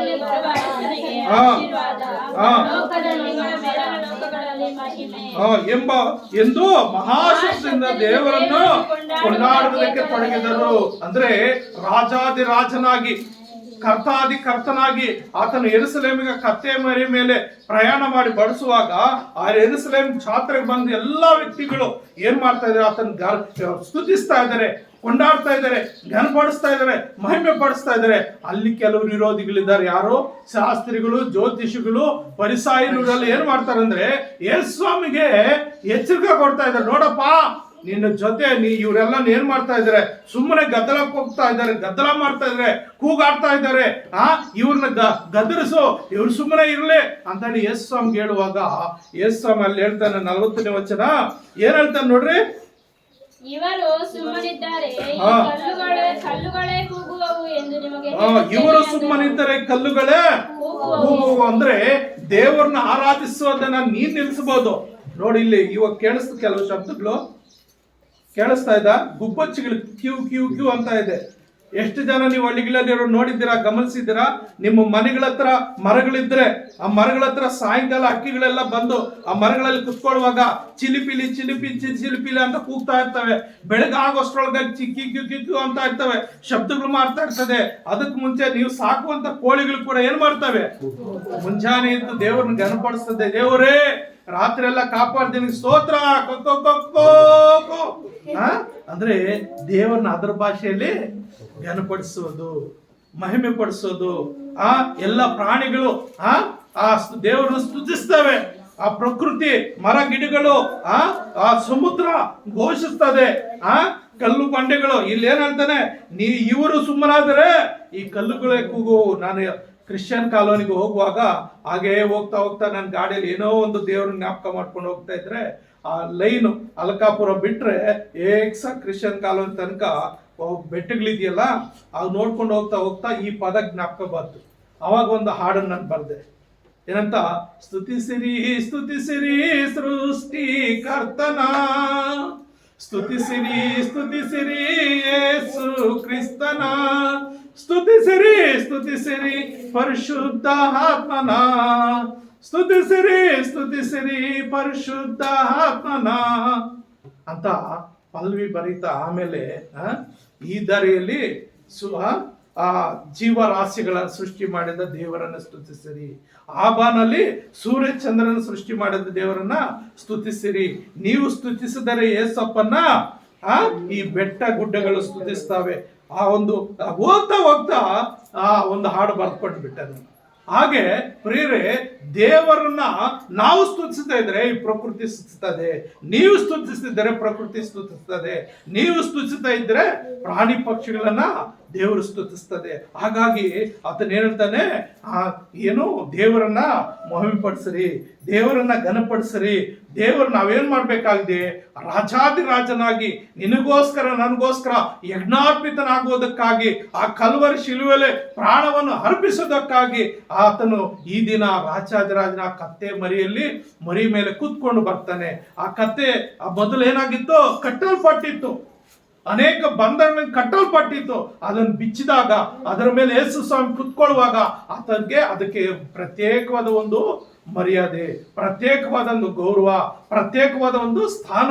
ಪ್ರಿಯನನ್ನ ಸಹೋದರರೇ, ಅದೇ ಕತ್ತೆ ರೀತಿಯಲ್ಲಿ ಕಟ್ಟಲ್ಪಟ್ಟಂತ ಶಾಪಗಳಿಂದ ಪಾಪದ ಭಾರಗಳಿಂದ ನಾನಾ ರೀತಿ ವ್ಯಾಧಿಗಳಿಂದ ಕಟ್ಟಲ್ಪಟ್ಟಂತ ನಿನ್ನನ್ನು ನನ್ನನ್ನು ಬಿಡಿಸುವುದಕ್ಕಾಗಿ ಆತನ ರಾಜಾದಿರಾಜನಾಗಿ ಯೆರೂಸಲೇಮಿಗೆ ಬರುವ ಆತನಾಗಿದ್ದಾನೆ. ಆ ರಾಜಾದಿರಾಜನಾಗಿ ಯೆರೂಸಲೇಮಿಗೆ ಬಂದು ಯೆರೂಸಲೇಮಿನಲ್ಲಿ ಆ ಕಲ್ವರಿ ಗೋಲ್ಗತಾ ಗುಡ್ಡದಲ್ಲಿ ಏನ್ ಮಾಡಕ್ಕಿದ್ದಾನೆ, ಆತನ ರಕ್ತವನ್ನ ರುಧಿರವನ್ನ ಸುರಿಸುವ ಆತನಾಗಿದ್ದಾನೆ. ನಿನಗೋಸ್ಕರ ನನಗೋಸ್ಕರ ಶ್ರಮ ಪಡುವ ಆತನಾಗಿದ್ದಾನೆ. ಅಂತ ದೇವರು ನಾವೇನ್ ಮಾಡ್ಬೇಕು, ಸ್ತುತಿಸಬೇಕು, ಕೊಂಡಾಡ್ಬೇಕು. ಆತನ ಹೇಳಿದ ರೀತಿಯಲ್ಲಿ ನಾವು ಜೀವಿಸುವಾಗ ಆ ಕತ್ತೆಗೆ ಯಾವ ರೀತಿ ಒಂದು ಬಿಡುಗಡೆ ಸಿಕ್ತೋ ಅದೇ ರೀತಿಯಲ್ಲಿ ನಿನಗೂ ಬಿಡುಗಡೆ ಆತನ ಕೊಡ್ಲಿಕ್ಕೆ ಶಕ್ತನಾಗಿದ್ದಾನೆ. ಹಲ್ಲೆಲೂಯಾ. ಆ ಕತ್ತೆಗೆ ಯಾವ ರೀತಿ ವಿಮೋಚನೆ ಸಿಕ್ತೋ, ಆ ಕತ್ತೆಗೆ ಯಾವ ರೀತಿ ಘನ ಗೌರವ ಸಿಕ್ತೋ ಅದೇ ರೀತಿಯಲ್ಲಿ ಆ ನೀನು ಯೇಸು ಸ್ವಾಮಿನ ಕಂಡುಕೊಳ್ಳುವಾಗ, ಯೇಸು ಸ್ವಾಮಿ ಮಗನಾಗಿ ನೀನು ಜೀವಿಸುವಾಗ ಆ ಕತ್ತೆಗೆ ಸಿಗುವಂತ ಸ್ಥಾನಮಾನ ಅದಕ್ಕಿಂತ 1000 ಪಟ್ಟು ಹೆಚ್ಚಿನ ನಿನಗೆ ದೇವರು ನಿತ್ಯ ಜೀವಿತ ಕೊಡುವ ಆತನಾಗಿದ್ದಾನೆ. ಯುಗಾಂತರ ಜೀವಿಸುವಂತ, ದೇವರೊಂದಿಗೆ ಜೀವಿಸುವಂತ, ದೇವರೊಟ್ಟಿಗೆ ಇರುವಂತ ಒಂದು ಅವಕಾಶ ದೇವರು ಕಲ್ಪಿಸ್ಲಿಕ್ಕಾಗಿದ್ದಾನೆ. ಹಾಗಾಗಿ ಪ್ರಿಯ ನನ್ನ ಸಹೋದರಿ, ದೇವರು ಮಾಡಿದ ಉಪಕಾರ ನಾವು ನೆನೆಸಿ ಏನ್ ಮಾಡ್ಬೇಕು, ಆತನ ಸ್ತುತಿಸಬೇಕು, ಕೊಂಡಾಡಬೇಕು, ಆತನ ನಾಮವನ್ನು ಮಹಿಮೆ ಪಡಿಸ್ಬೇಕು. ಆತನೊಟ್ಟಿಗೆ ನಾವು ಜೀವಿಸುವಾಗ ಆ ಕತ್ತೆಗೆ ಸಿಗದಂತ ಇನ್ನು ಅನೇಕ ಆಶೀರ್ವಾದಗಳು ನಮಗೆ ಆತನ ಕೊಡ್ಲಿಕ್ಕೆ ಶಕ್ತನಾಗಿದೆ ಅಂತ. ದೇವರಿಗೆ ಮಹಿಮೆ ಉಂಟಾಗ್ಲಿ. ನಾವು ಪ್ರಾರ್ಥನೆ ಮಾಡ್ಕೊಳ್ಳೋಣ. ನಮ್ಮನ್ನು ಬಹಳವಾಗಿ ಪ್ರೀತಿಸುವಂತ ನಮ್ಮ ತಂದೆಯಾದ ದೇವರೇ, ನಿನ್ನ ಪರಿಶುದ್ಧವಾದ ನಾಮಕ್ಕೆ ಸ್ತೋತ್ರ ವಂದನೆ ಸ್ವಾಮಿ. ನನ್ನ యేసయ్య, ನನ್ನ ದೇವರೇ, ನನ್ನ ರಕ್ಷಕನೇ, ಅಪ್ಪ ಈ ಲೋಕದ ಜನರಾದಂತ ನಮ್ಗೆ ಬಿಡುಗಡೆ ಕೊಡುವುದಕ್ಕಾಗಿ ಇಗೋ ನಿನ್ನ ರಕ್ಷಣೆ ಸಮೀಪವಾಯಿತು. ಹೌದು ಸ್ವಾಮಿ, ನಮ್ಮ ರಕ್ಷಣೆ ಸಮೀಪವಾಗುವುದಕ್ಕಾಗಿ, ನನ್ನ ರಕ್ಷಣೆ ಜೀವಿತ ಕೊಡುವುದಕ್ಕಾಗಿ ಆ ತಂದೆಯಾದ ದೇವರೇ ಯೇಸು ಕ್ರಿಸ್ತನನ್ನ ಒಂದು ಬಹುಮಾನವಾಗಿ ಈ ಲೋಕಕ್ಕೆ ಕಳಿಸಿಕೊಟ್ಟಪ್ಪ. ಆತನ ರಾಜನಾಗಿ ಆ ಯೆರೂಸಲೇಮಿಗೆ ಪ್ರಯಾಣ ಮಾಡುವಾಗ ಆ ಕಟ್ಟಲ್ಪಟ್ಟಂತ ಆ ಕತ್ತೆಯನ್ನು ಬಿಡಿಸಿ ಅದನ್ನು ಘನಮಾನಗಳು ಸಲ್ಲಿಸುವ ರೀತಿಯಲ್ಲಿ, ಸಿಗುವ ರೀತಿಯಲ್ಲಿ ಮಾಡಿದ್ದ ದೇವರೇ, ಈ ಲೋಕದಲ್ಲಿ ಪಾಪದ ಬಂಧನಗಳಲ್ಲಿ ಬಿದ್ದ ಕಟ್ಟಲ್ಪಟ್ಟಂತ, ಶಾಪಗಳಿಂದ ಕಟ್ಟಲ್ಪಟ್ಟಂತ ನಾನಾ ರೀತಿಯ ವ್ಯಾಧಿಗಳು, ಶೋಧನೆಗಳು, ಭಯದಲ್ಲಿ ಕಟ್ಟಲ್ಪಟ್ಟಂತ ನಿನ್ನ ಮಕ್ಕಳನ್ನು ಬಿಡಿಸಿ ಸ್ವಾಮಿ. ಈ ವಾಕ್ಯವನ್ನು ಕೇಳುವಂತ ಪ್ರತಿಯೊಬ್ಬ ನಿನ್ನ ಮಗಳನ್ನು ಸ್ವಾಮಿ ಪಾಪದ ಬಂಧನ ಬಿಡಿಸಿ, ಶಾಪಗಳನ್ನು ಬಿಡಿಸಿ, ಭಯದಿಂದ ಬಿಡಿಸಿ ನಿನ್ನಲ್ಲಿರುವಂತ ಶಾಂತಿ ಸಮಾಧಾನ ಕೊಟ್ಟಪ್ಪ. ನಿನಗೋಸ್ಕರ ಜೀವಿಸಿ ಆ ನಿನ್ನ ಒಂದು ಈ ಬಲಿ ತ್ಯಾಗ ಸ್ವಾಮಿ, ಯಜ್ಞಾರ್ಪಿತನಾಗಿ ಆ ರಕ್ತದಿಂದ ತೊಳೆಯಲ್ಪಟ್ಟು ಸ್ವಾಮಿ ನಿತ್ಯ ರಾಜ್ಯದಲ್ಲಿ ಸೇರುವ ಹಾಗೆ ದೇವರೇ, ಪ್ರತಿಯೊಬ್ಬೊಬ್ಬರು ನೀನು ಆಶೀರ್ವದಿಸಬೇಕೆಂಬುದಾಗಿ, ನೀವೇ ಮಹಿಮೆ ಹೊಂದಿಕೋಬೇಕೆಂಬುದಾಗಿ ನಮ್ಮನ್ನು ನಾವು ತಗ್ಗಿಸಿಕೊಂಡು ಸ್ವಾಮಿ ನಿನ್ನ ನಾಮವನ್ನು ಪಡಿಸುತ್ತಾ ಯೇಸುವಿನ ನಾಮದಲ್ಲಿ ಪ್ರಾರ್ಥನೆ ಬೇಡುತ್ತೇನೆ ತಂದೆ. Amen, amen, amen.